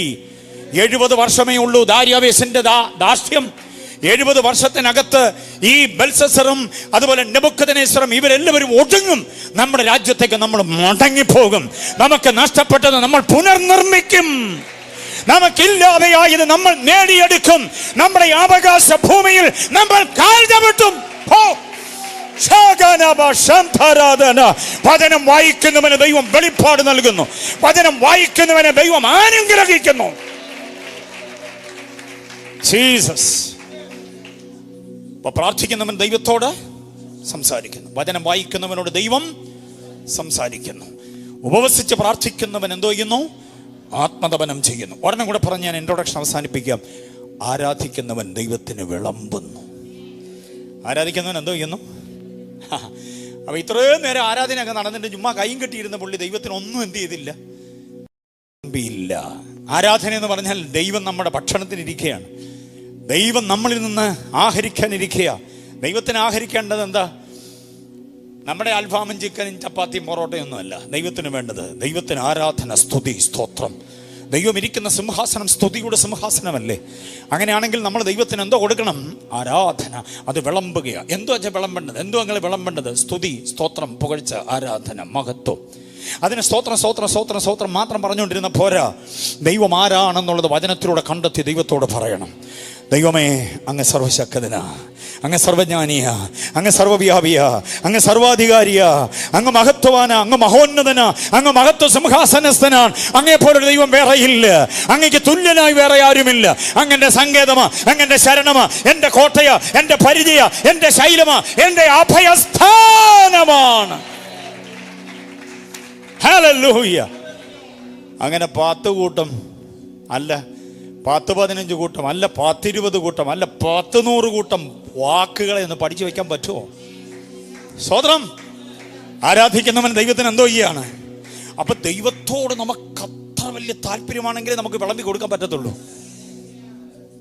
ദൈവദാസന്മാരെയൊക്കെ സൽക്കരിക്കാൻ സന്തോഷമാണോ? കഴിക്കുമ്പോ കഴിക്കുമ്പോ ഒരു കഷ്ണം കൂടെ, ഒരു കഷ്ണം ചപ്പാത്തിയും കൂടെ കഴിച്ചു, അല്പം ചാറും കൂടെ എന്ന് പറഞ്ഞ് വിളമ്പാൻ. ഞങ്ങളൊക്കെ സൂക്ഷിക്കുന്നുണ്ട്, അല്ലെ ഞങ്ങളുടെ ഷേപ്പ് വേറെ ആയിപ്പോയെന്നെ. കാരണം എന്ന് സ്പെഷ്യൽ ഫുഡാണ് കഴിക്കുന്നത് അറിയാമോ? ഒരു 10-70 കിലോ മെയിൻറ്റെയിൻ ചെയ്യാൻ ഞങ്ങൾ പെടുന്ന പാടെന്നറിയാം. ചിലരുടെ സന്തോഷത്തിൻ്റെ ആ സൽക്കാരത്തെ ഞങ്ങൾ മനഃപൂർവ്വം വേണ്ടാന്ന് വെച്ച് പോകുന്നത് കൊണ്ടാണ്. അല്ലെങ്കിൽ എത്ര വർഷം കൊണ്ട് തുടങ്ങിയ ഈ സ്പെഷ്യൽ ഫുഡ് കഴിക്കുക എന്നൊക്കെ പറയുന്ന പരിപാടി. സ്തോത്രം. എന്നെ സംബന്ധിച്ച് 7ാമത്തെ വർഷം കണ്ട കൺവെൻഷന് പ്രസംഗിക്കാനും ഇതുപോലെ പൊതു മീറ്റിങ്ങിൽ പ്രസംഗിക്കാനും ഒക്കെ ഇറങ്ങിയിട്ട് ചെല്ലുന്നിടത്തെല്ലാം ഭയങ്കര ഭക്ഷണമാണ്. മനസ്സിലായില്ലേ? ഇന്നിവിടെ ഏലിമി വന്നപ്പോൾ ഫുഡ് ഫെസ്റ്റിവൽ. എനിക്ക് ഒരു ചായയും കുടിച്ചിട്ട് യോഗത്തിന് കയറി വരണമെന്ന് വിചാരിച്ചപ്പോൾ ഉണ്ട് 3 ചായ രാവിലെ. ഓക്കെ, 10 മണിക്ക് മുമ്പ് 3 കോഫി. അത് കഴിഞ്ഞപ്പോൾ ഉണ്ട് ഇങ്ങനെ കൊണ്ടുപോയി എടുത്ത പൊങ്ങാത്ത പോലൊരു സാധനം. ആ ട്രെയിൽ കൊണ്ടുവന്നത് മുഴുവനും ഞാൻ ഇരുന്ന് കഴിക്കേണ്ടി വന്നു. വേറെ ആരും ഇല്ല കൂടെ. സ്തോത്രം. അപ്പം ഞാൻ പറഞ്ഞു വന്നത്, അങ്ങനെ വിളമ്പാൻ നമുക്ക് താല്പര്യമുള്ളവർക്ക് എന്ത് ചെയ്യാൻ പറ്റുള്ളൂ. താല്പര്യം ഇല്ലെങ്കിലോ, മമ്മി വിശക്കുന്നെന്ന് പറഞ്ഞാൽ ചില മമ്മി മോനും തമ്മിൽ അത്ര വലിയ ആന്തരിക രമ്യതയില്ലെങ്കിൽ അവിടെ എടുത്ത് വെച്ചിട്ടുണ്ടാ കഴിക്കെടുത്ത് എന്ന് പറയുന്ന മമ്മിമാരുണ്ട്.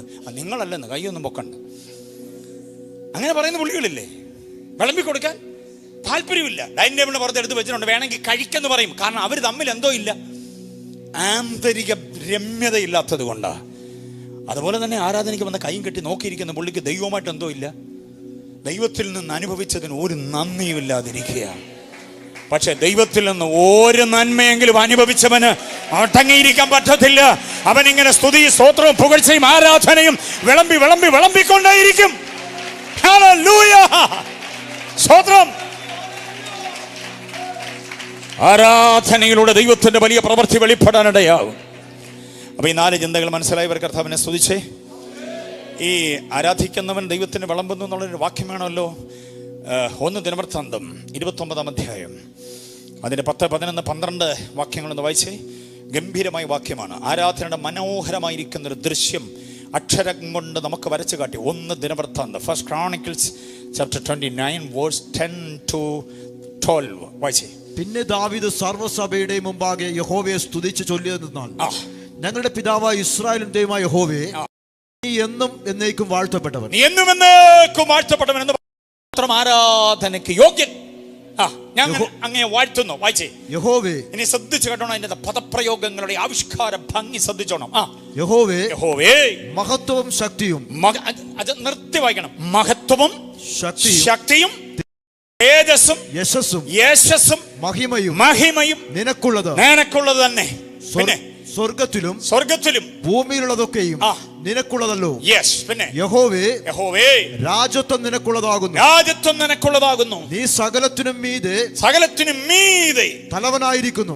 പിന്നെ ധനവും ബഹുമാനവും നിങ്കൽ നിന്ന് വരുന്നു. നീ സർവവും ഭരിക്കുന്നു. ശക്തിയും ബലവും നിന്റെ കയ്യിലിരിക്കുന്നു. നിന്റെ കയ്യിലിരിക്കുന്നു. പിന്നെ സകലത്തെയും വലുതാക്കുന്നതും ശക്തീകരിക്കുന്നതും നിന്റെ പ്രവൃത്തിയാകുന്നു. എത്ര പേർക്ക് മനസ്സിലായി ഈ പാറ്റേൺ? എത്ര പേർക്ക് മനസ്സിലായി? ഇതാണ് ആരാധനയുടെ പാറ്റേൺ. ഇതങ്ങോട്ട് പറയണം. ശക്തി അങ്ങയുടേതാ, ബലം അങ്ങയുടേതാ, മഹത്വം അങ്ങയുടേതാണ്, യശസ് അങ്ങയുടേതാണ്, മഹിമ അങ്ങയുടേതാ, സിംഹാസനങ്ങൾ അങ്ങയുടേതാണ്, എല്ലാ അധികാരങ്ങളും അങ്ങയുടേതാണ്. ആധിപത്യം അങ്ങാണ് വഹിക്കുന്നത്. അങ്ങക്ക് മീതെ ഒരു ആധിപത്യമില്ല, അങ്ങക്ക് മീതെ ഒരു അധികാരമില്ല. ദൈവമേ, ഞങ്ങൾ അങ്ങയെ വാഴ്ത്തുന്നു. ഹല്ലേലൂയ, ഹല്ലേലൂയ, സ്തോത്രം. അപ്പൊ ആരാധന എന്തോന്ന് മനസ്സിലായോ? ദൈവം ആരാണെന്ന് ദൈവത്തോട് തന്നെ പറയും. അതാണ് ആരാധന ചെയ്യേണ്ടത്. ആരാധനെ മഹത്വപ്പെടുത്തുന്നു എന്ന് പറഞ്ഞാൽ ദൈവത്തിന്റെ ഈ പ്രത്യേക ക്വാളിറ്റി അങ്ങോട്ട് പറയണം. അങ്ങേപ്പോലൊരു ദൈവം വേറെ, അങ്ങ് സകല ദേവന്മാർക്കും മീതെ ദൈവമാണ്. മനസ്സിലായില്ലേ? ദൈവത്തിന്റെ ഈ ക്വാളിറ്റി ഉണ്ടല്ലോ, ഈ അവദാനങ്ങൾ, ഈ അത്യുത്തമമായ ഈ വസ്തുതകൾ കണ്ടോ, ഉദാത്തവും ഉത്കൃഷ്ടവും ഉന്നതവുമായ പദപ്രയോഗങ്ങൾ, ഈ ഉത്തുംഗ പ്രതാപ മഹത്വം അക്കമിട്ടം കൂടെ പറയുന്നതാണ് ആരാധന. സ്വതന്ത്രം. അങ്ങനെ ജനത്തെ ആരാധനയിലേക്ക് കൊണ്ടുവരണം. അല്ല നമ്മുടെ മുഴ മാറ്റിയത് വീക്കെന്താക്കം, മുട്ടൽ, ചതവ, പൊള്ളൽ, ഇതിന് സൗഖ്യം തന്നതിനായി സ്വോത്രം എന്ന് പറയുന്ന അല്ല ആരാധന. അത് ആശുപത്രി പോയി കുഴമ്പ് തേച്ചപ്പോഴും അത് സൗഖ്യമായ ഒത്തിരി പേരുണ്ട്. അത് മാറിയതല്ല ആരാധന. പിന്നെ എന്തോ ആണ്? ദൈവം ആരാണെന്നുള്ള കാഴ്ചപ്പാടാണ് ആരാധന. ആ ആരാധിക്കുന്നവന് ലഭിക്കപ്പെടുന്ന ഒരു ശാക്തീകരണമുണ്ടല്ലോ, അത് വളരെ ശ്രേഷ്ഠമാണ്. സ്തോത്രം പറയുന്ന കൂട്ടത്തിൽ ദൈവം ആരാണെന്ന് പറയണം. കേട്ടോണം, ഒരു വാചകം കൂടെ കൂട്ടിച്ചേർക്കാം. പരിശുദ്ധ തൃത്വത്തെ ആരാധിക്കണം. പിതാവാം ദൈവം, പുത്രനാം ദൈവം, പരിശുദ്ധാത്മാവാം ദൈവം, ഈ മൂന്നാളത്വ മഹിമകൾക്കും അവദാനങ്ങൾ കൊടുക്കണം. എന്നെ വഴി നടത്തുന്ന പരിശുദ്ധാത്മാവേ, എന്നെ തട്ടിത്തലോടി തഴുകി നടത്തുന്ന ആത്മാവേ, അങ്ങക്ക് സ്തോത്രം. എനിക്ക് വേണ്ടി പ്രാണനെ നൽകി എൻ്റെ കർത്താവേ സ്തോത്രം എന്ന് പറയാൻ കഴിയണം. മനസ്സിലായില്ലേ? കർത്താവിനെ ആ നിലയിൽ അങ്ങോട്ട് മഹത്വപ്പെടുത്താൻ കഴിയുന്നതാണ് ആരാധന. അപ്പോൾ ആരാധിക്കുന്നവൻ ദൈവത്തിന് എന്തോ ചെയ്യുന്നു? വിളമ്പിക്കൊടുക്കുന്നു. പ്രാർത്ഥിക്കുന്നവൻ ദൈവത്തോട് എന്തോ ചെയ്യുന്നു? സംസാരിക്കുന്നു. വചനം വായിക്കുന്നവനോട് ദൈവം എന്തോ ചെയ്യുന്നു? ഉപവസിച്ച് പ്രാർത്ഥിക്കുന്നവൻ എന്തോ ചെയ്യുന്നു? ആത്മതപനം ചെയ്യുന്നു. മറന്നു പോകരുത് ഈ ചിന്തകൾ. എന്നെ മറക്കാം, പക്ഷെ മറക്കരുത് ഈ ചിന്തകൾ. അടുത്ത ദിവസങ്ങളിൽ ഇതിങ്ങനെ ഓർത്തുകൊണ്ട് വേണം ഇവിടേക്ക് വരാൻ. എന്നിട്ടിത് മനസ്സിലും കൊണ്ട് വെച്ചുകൊണ്ട് വേണം ആരാധിക്കാനും സ്തോത്രം ചെയ്യാനും ഒക്കെ. അങ്ങനെ വരുമ്പോൾ നിങ്ങൾക്കെല്ലാം ദൈവത്തിൻ്റെ ഒരു വലിയ പ്രവൃത്തി വെളിപ്പെടാനിടയാകും. വിശ്വസിക്കുന്നവർ ഒന്നുകൂടെ കരങ്ങൾ ഉയർത്തി കരമടിച്ച് കർത്താവിനെ ഒന്ന് സ്തുതിച്ച് മഹത്വപ്പെടുത്തിക്കുക നമ്മുടെ സർവകൃപാലുവായ കർത്താവിനെ. യെസ്, ഹോ ഹല്ലേലൂയ. വളരെ സന്തോഷം. നമ്മളിനി പഠിക്കാൻ പോവുകയാണ്. കർത്താവിന്റെ ദാസന്റെ വോർഷിപ്പ്, അതിലേക്ക് നമ്മളെ ആ ട്രാക്കിലേക്ക് നയിച്ച് കർത്താവിന്റെ ദാസൻ. ഞങ്ങൾ ഒത്തിരി വേദികളിൽ UAയിലും പിന്നെ കേരളത്തിൻ്റെ പലയിടങ്ങളിലൊക്കെ നിന്നിട്ടുണ്ട്, തിരുവനന്തപുരത്തുമൊക്കെ. ആരാധനയിലേക്ക് ജനത്തെ നയിക്കുവാൻ്റെ വിശേഷമായ കൃപ ദൈവം അദ്ദേഹത്തിന് കൈമാറിയിട്ടുണ്ട്. നമ്മൾ ആസ്വദിക്കുകയായിരുന്നു. അപ്പോൾ ഈ ഇൻട്രൊഡക്ഷനിലും നമുക്ക് ദൈവത്തിൻ്റെ മഹത്വം മനസ്സിലാക്കി ആരാധിക്കാനായിട്ട് കഴിഞ്ഞു. ഇനി പഠനാർഹമായ കുറേ കാര്യങ്ങൾ പറയുക. സന്തോഷമാണോ? ആമേൻ. എഫെസ്യ ലേഖനം, ഫിലിപ്പിയ ലേഖനം, കൊലോസ്യ ലേഖനം, ഫിലേമോന്റെ ലേഖനം, 4 ലേഖനങ്ങളുടെ പേരൊന്ന് കുറിച്ച്. പരിജ്ഞാനത്തിൻ ലേഖനങ്ങൾ എന്ന് വേണം ഇവയെ വിളിക്കാൻ. 4 ലേഖനങ്ങൾ ഏതൊക്കെയാ? ഒന്നുകൂടെ പറയാം. എഫെസ്യർ, ഫിലിപ്പിയർ, കൊലോസ്യർ, ഫിലേമോൻ. ഈ 4 ലേഖനങ്ങളും എന്തിൻ്റെ ലേഖനങ്ങളാണ്? പരിജ്ഞാനത്തിൻ ലേഖനങ്ങളാണ്. പരിജ്ഞാനത്തിൻ ലേഖനങ്ങൾ എന്ന് വിളിക്കാം. കാരാഗ്രഹ ലേഖനങ്ങൾ എന്ന ഇതിന് പൊതുവെ അറിയപ്പെടുക. കാരാഗ്രഹ ലേഖനം ഓൺലൈനിൽ ഞങ്ങളെ ശ്രദ്ധിക്കുന്ന പ്രിയപ്പെട്ടവരും കുറിച്ചോണം. പരിജ്ഞാനത്തിൻ്റെ ലേഖനങ്ങൾ 4 എല്ലാ ലേഖനങ്ങളിലും പരിജ്ഞാനമുണ്ട്. പക്ഷേ ഈ ലേഖനങ്ങൾ അടുക്കടുക്കായി പറയുന്ന 4 പരിജ്ഞാനങ്ങൾ 9ാമത് പകലിലെത്തി നിൽക്കുന്ന ദൈവമക്കൾ പ്രാപിച്ച് എഴുന്നേക്കാവും. ഉപവാസ പ്രാർത്ഥനയുടെ ഏറ്റവും പ്രധാനമായിരിക്കുന്ന ഒരു അജണ്ട ഇതായിരിക്കട്ടെ: കർത്താവേ, ഈ പരിജ്ഞാനങ്ങൾ എനിക്ക് തരണമേ.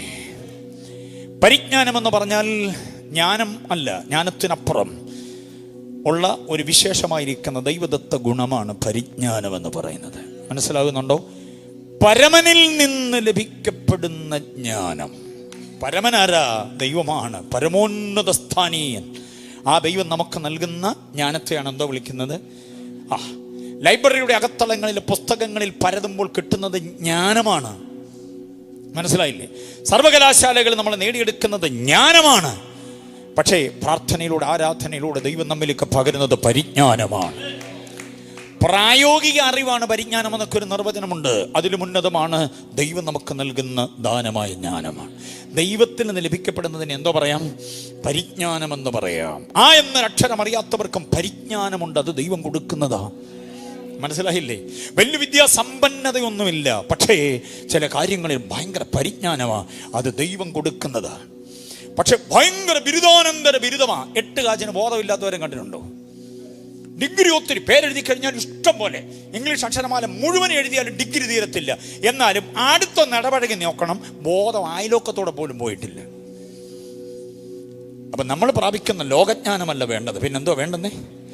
പരിജ്ഞാനമാണ് വേണ്ടത്. ആ 4 വിധ പരിജ്ഞാനങ്ങൾ ഈ 4 ലേഖനങ്ങളിൽ നൽകുന്നുണ്ട്. വേദപുസ്തകത്തിൽ ഉടനീളമുള്ള പരിജ്ഞാനങ്ങൾ 4 ഇഷ്ടം പോലെയുണ്ട്.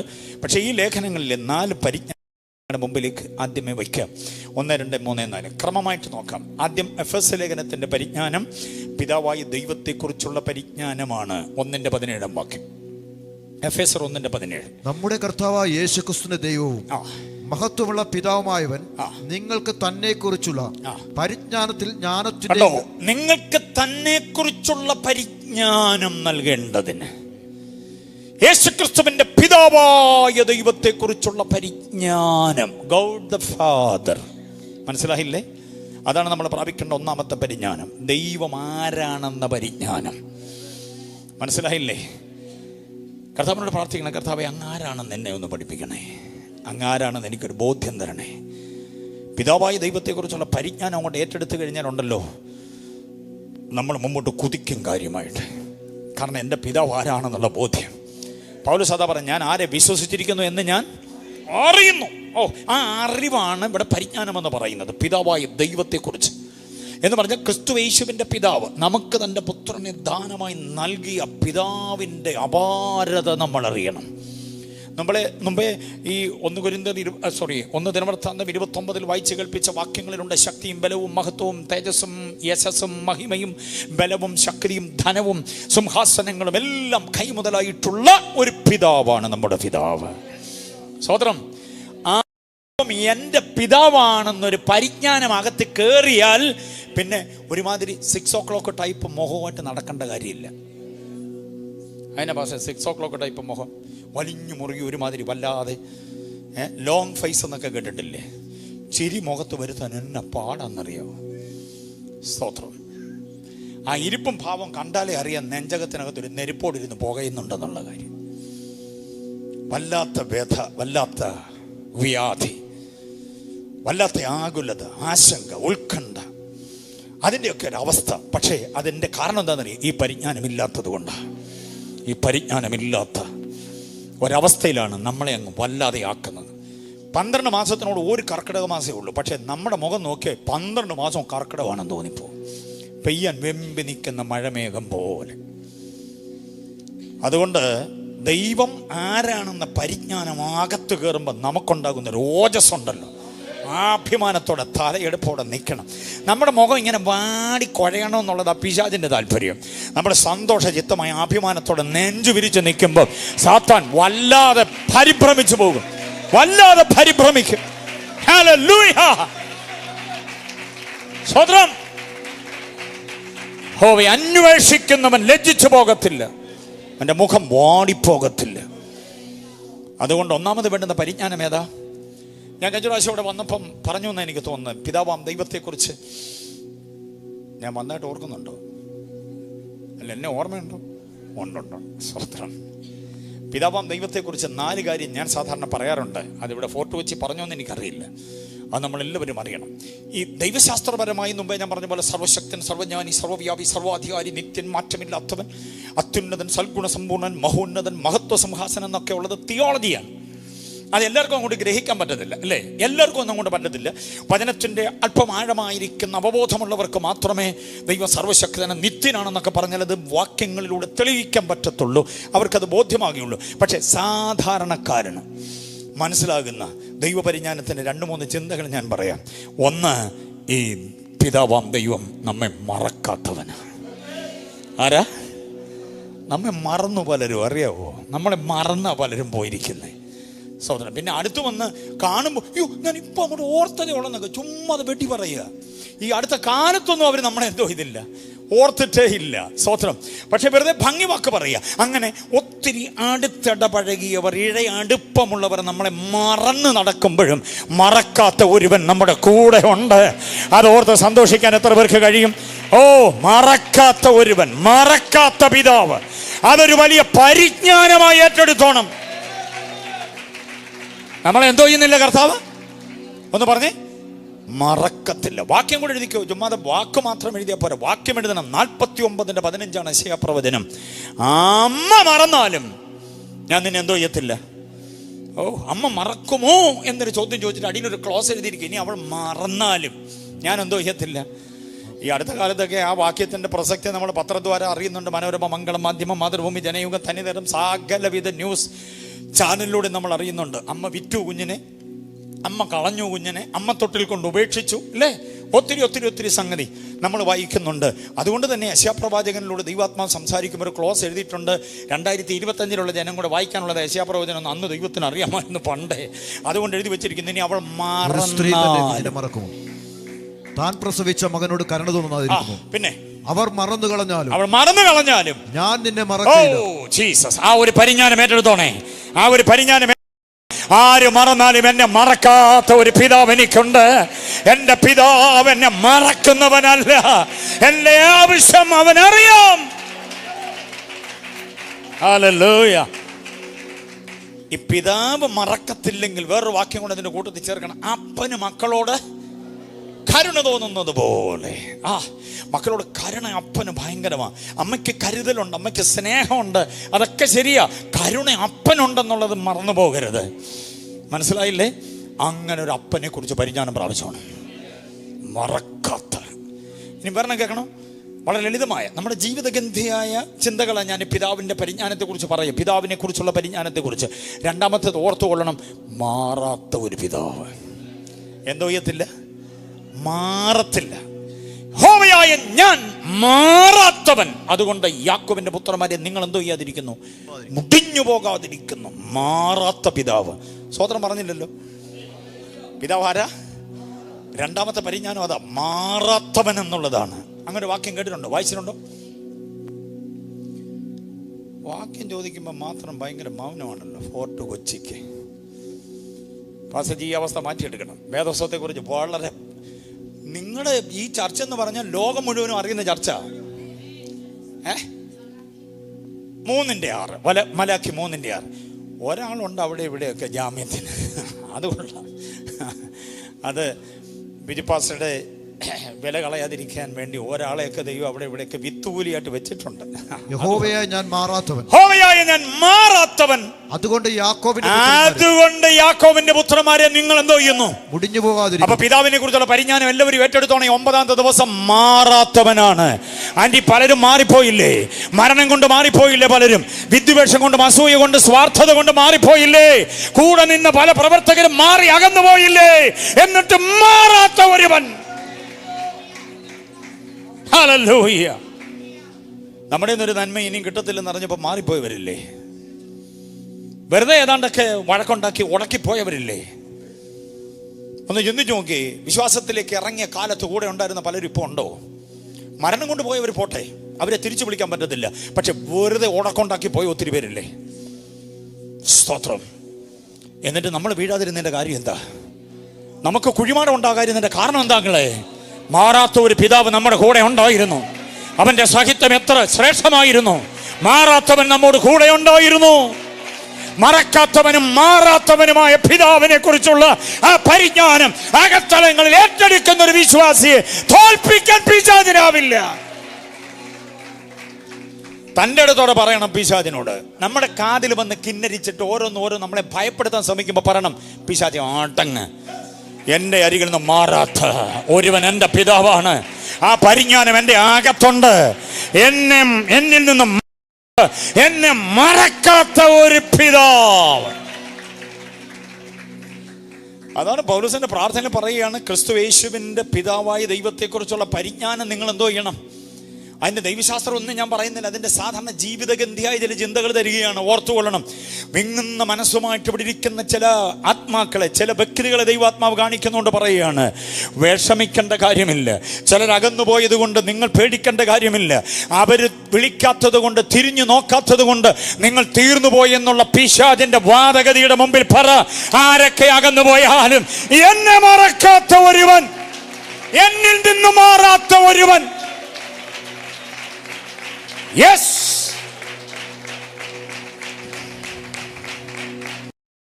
ഹല്ലേലൂയ.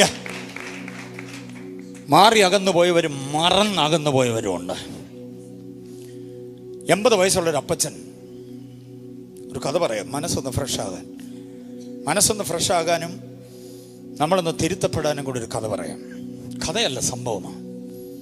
80 വയസ്സുള്ളൊരു അപ്പച്ചൻ ഒരു 9:45 പ്രാഞ്ചി ഒരു മൊബൈൽ ഫോൺ കടയുടെ വാതിൽക്ക വന്ന് നിൽക്കുക. തുറന്നിട്ടില്ലത്. അദ്ദേഹം ആരോഗ്യത്തോടിരുന്ന കാലത്ത് ദേശത്തെ ഒരു സ്കൂളുണ്ട്, അതിൻ്റെ ഹെഡ് മാസ്റ്റർ ആയിരുന്നു. അതുകൊണ്ട് എല്ലാവർക്കും അറിയാം. പുള്ളി പഠിപ്പിച്ചവരും ഒക്കെയാണ് അതിലെ അങ്ങോട്ടും ഇങ്ങോട്ടും യാത്ര ചെയ്യുന്നത്. രാവിലെ ഈ പ്രായമായ മനുഷ്യൻ ഇതിൻ്റെ വാതിൽക്ക വന്ന് നിൽക്കുന്ന കണ്ടുകൊണ്ട് വേഗത്തിൽ പോയ വണ്ടികളൊക്കെ ഒന്ന് സ്ലോ ചെയ്തിട്ട് ചോദിച്ചു, സാറേ എന്താ ഇവിടെ രാവിലെ?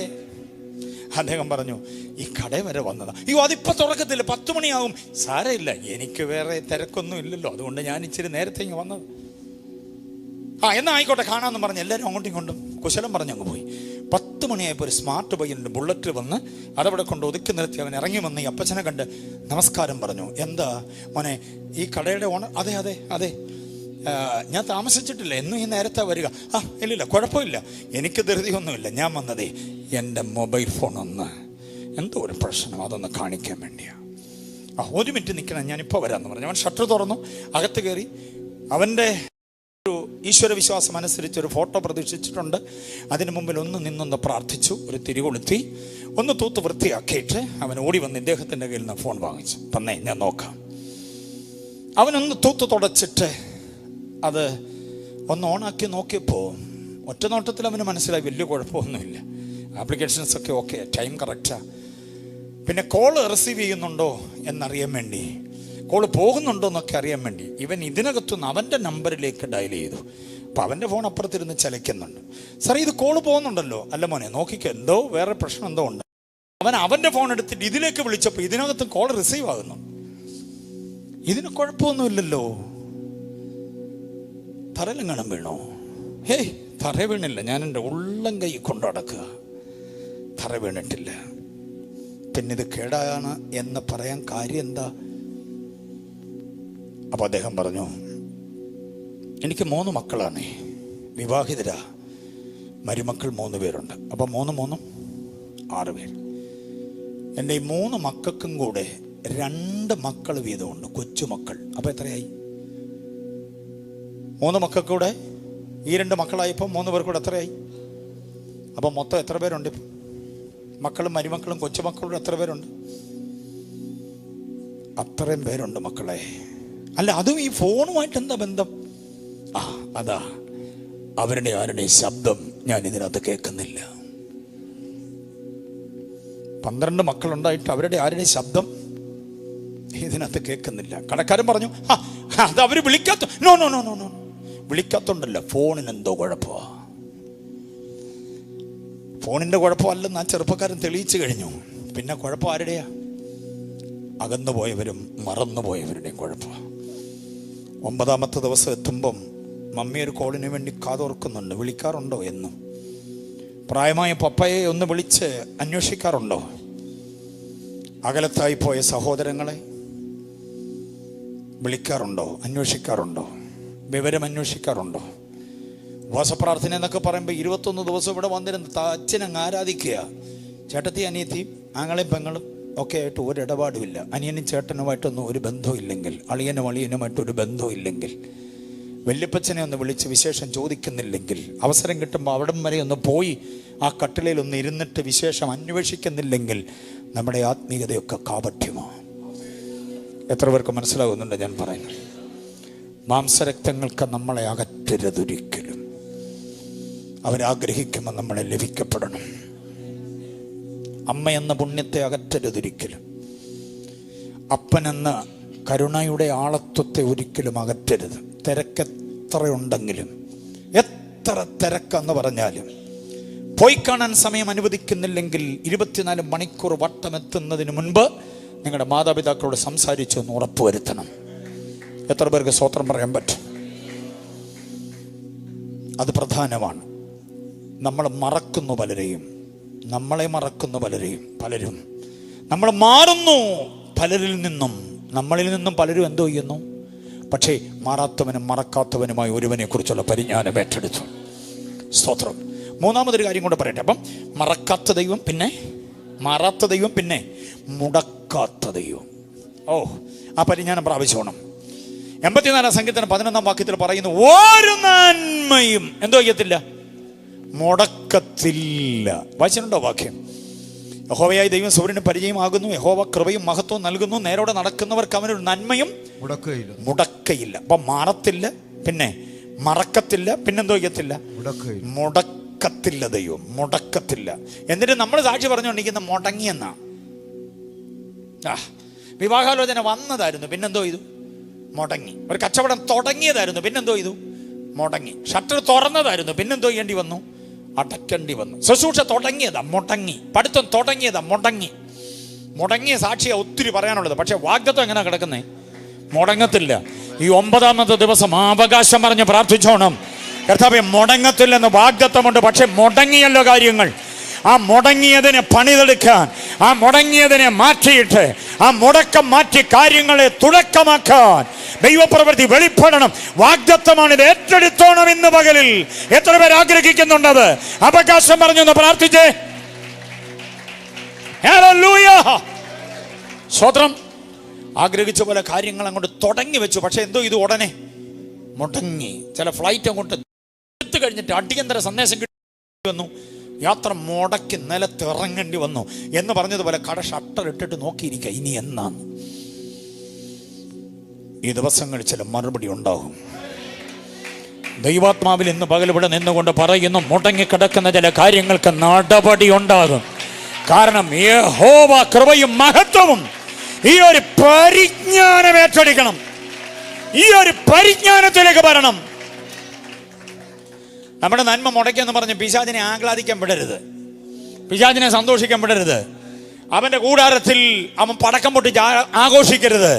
അവൻ പടക്കം പൊട്ടിക്കാൻ തുടങ്ങുന്നതിന് മുമ്പ് നമ്മളിവിടെ ആർത്ത് സന്തോഷിക്കണം.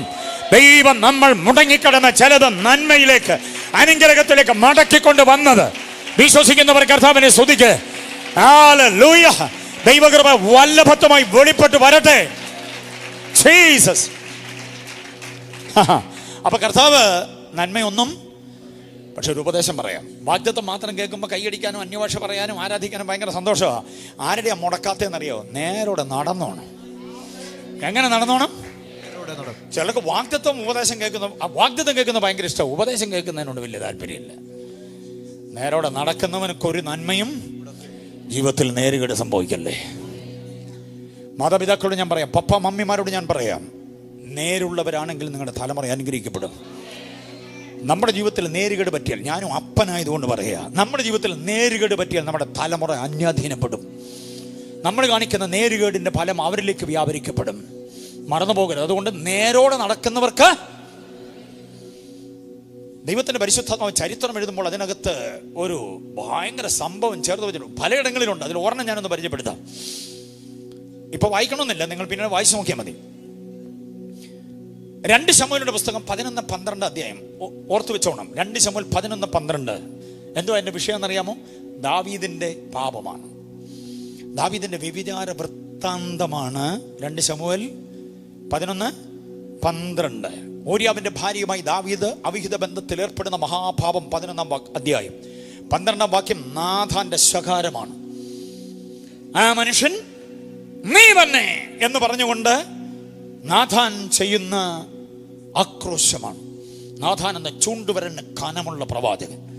സ്വോത്രകാഴ്ചയൊന്നും നാഥാന് വിഷയമല്ല. രാജാവിന്റെ അടുക്കൽ ചെന്ന് ദൂത് പറഞ്ഞ് രാജാവിനെ സൂഹിപ്പിച്ചാൽ എന്നാ സുഖമെന്നറിയാമോ? ആ പാസയുടെ ജീവസന്ധാരണത്തിനുള്ളതെല്ലാം എന്ത് ചെയ്യും? കിട്ടും. പക്ഷെ നാഥാനെ സംബന്ധിച്ചിടത്തോളം അത് വിഷയമല്ല. ദൈവാലോചന തുറന്നു പറയുക. നാഥാൻ ദാവീദിനെ മുഖത്ത് നോക്കി പറഞ്ഞു, ആ മനുഷ്യൻ. അതാണ് 12-ാം അധ്യായം. ശ്രദ്ധിച്ചോണം. ഇനി പറയുന്നത് 11 ദാവീദിന്റെ വ്യഭിചാരം, 12 ദാവീദിനെതിരെയുള്ള ശകാരം. അപ്പൊ 11-12 ദാവീദിന്റെ പാപത്തെക്കുറിച്ചുള്ള ചരിത്ര വൃത്താന്തമാണ്. 13-ാം അധ്യായം തുടങ്ങുന്നത് എങ്ങനെയാണെന്നറിയാമോ? 13-ാം അധ്യായത്തിന്റെ തുടക്കം മാത്രം ഒന്ന് ഡിസ്പ്ലേ ചെയ്ത്. 2 ശമൂവേൽ 13-ന്റെ 1-ാം വാക്യം മാത്രം. അതിന്റെ ശേഷം സംഭവിച്ചത്. അത്രയും മതി. ബാക്കിയൊന്നും വായിക്കാൻ കൊള്ളത്തില്ല. പരസ്യമായിട്ട് വായിക്കാൻ കൊള്ളത്തില്ല, രഹസ്യമായിട്ട് നിങ്ങൾ വായിച്ചോണം. മനസ്സിലായോ? 13-ാം അധ്യായം അതിന്റെ കണ്ടില്ലേ? നോക്കിക്കേ. അതിന്റെ ശേഷം സംഭവിച്ചത്. ബാക്കി പിന്നെ വേണ്ട, അത് മാറ്റിയല്ലേ. അല്ലെങ്കിൽ പിന്നെ അതിനെ ഓർത്തിരിക്കും, വേണ്ട. അത് ജസ്റ്റ് പിന്നെ സമയം കിട്ടുമ്പോൾ പോയി ഒന്ന് വായിച്ചു നോക്കണം. അതിന്റെ ശേഷം സംഭവിച്ചത് എന്താണെന്നറിയാമോ? ദാവീദിന്റെ മകൻ ദാവീദിന്റെ മകളെ എന്ന് പറഞ്ഞാൽ മൂത്താങ്ങള കുഞ്ഞു പെങ്ങളെ നശിപ്പിക്കുന്ന അധ്യായമാണ്. ആ പെങ്കൊച്ചാങ്ങളുടെ കാലെ വീണ് കിടന്ന് പറയുന്നുണ്ട്, അച്ഛാ എന്നെ അങ്ങനെ വലിയ പ്രണയമാണെങ്കിൽ പപ്പയോട് പറ, എന്നെ വിവാഹം കഴിച്ചു തരും. അവൻ പറഞ്ഞ നോ, വിവാഹം അതൊക്കെ ആർക്ക് വേണം? അതൊക്കെ പഴഞ്ചൻ ഏർപ്പാടാ, വിവാഹമൊന്നും എനിക്ക് വേണ്ട. അവിടെ ഒരു ക്ലോസ് എഴുതിയിട്ടുണ്ട്, അവൻ അവളെക്കാൾ ബലിഷ്ഠനായിരുന്നത് കൊണ്ട് അവളെ കീഴടക്കി. ഏറ്റവും ഒടുവിലൊരു വാചകം ഇങ്ങനെ എഴുതിയിരിക്കുന്നു, അവൻ അവളെ സ്നേഹിച്ച സ്നേഹത്തെക്കാൾ വെറുത്ത വെറുപ്പ് വലുതായിരുന്നു. ദാവീദ് 11-ാം അധ്യായത്തിൽ അന്യന്റെ ഭാര്യയോടുകൂടെ സഹവസിക്കുന്നത് അർദ്ധരാത്രിയിലാണ്. അതേ പാപം മക്കൾ ചെയ്യുന്നത് നട്ടുച്ച നേരത്താണ്. അതാ ഞാൻ പറഞ്ഞത്, നേര് നമുക്ക് നഷ്ടപ്പെട്ടു പോയാൽ ആ നേരുകേട് തലമുറയിലേക്ക് വ്യാപരിക്കപ്പെടും. ഉപദേശം തീവ്രമായി കേൾക്കുന്ന സന്തോഷമാണോ? നാം ആഴത്തിൽ അറിഞ്ഞേ പറ്റുകയുള്ളൂ. സാമ്പത്തികത്തിൽ നേരുകേട് വരരുത്, ദാമ്പത്യ ജീവിതത്തിൽ നേരുകേട് വരരുത്, സാമൂഹ്യ ബന്ധത്തിൽ നേരുകേട് വരരുത്, സഭാജീവിതത്തിൽ നേരുകേട് വരരുത്. വ്യക്തിപരമായ ജീവിതത്തിൽ നേരിന് കേട് സംഭവിക്കാതിരിക്കുമെങ്കിൽ യഹോവ നന്മ മുടക്കത്തില്ല. അപ്പൊ ചില ഇങ്ങനെ ചിന്തിക്കുക, എന്റെ കർത്താവ് എനിക്ക് അങ്ങനെയുള്ള നേരുകേട് ഒന്നും സംഭവിച്ചിട്ടില്ല, എന്നിട്ടും എൻ്റെ നന്മ മുടങ്ങിയല്ലോ. അതിന്റെ കാരണം കൂടെ പറയാം, അല്ലെങ്കിൽ പൂർണ്ണമാകത്തില്ലല്ലോ. അതിന്റെ കാരണം എന്താണെന്നറിയാമോ?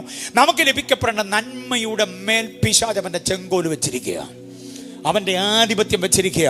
ആ ചെങ്കോലിനെ തട്ടിത്തെറിപ്പിക്കാനാണ് ഈ പ്രാവശ്യത്തെ ഉപവാസ പ്രാർത്ഥന.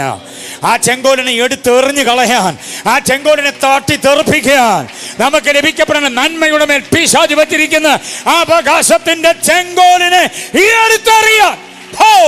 അത് വിശ്വസിക്കുന്നവർ കർത്താവിനെ സ്തുതിക്കട്ടെ, അത് വിശ്വസിക്കുന്നവർ കർത്താവിനെ മഹത്വപ്പെടുത്തട്ടെ.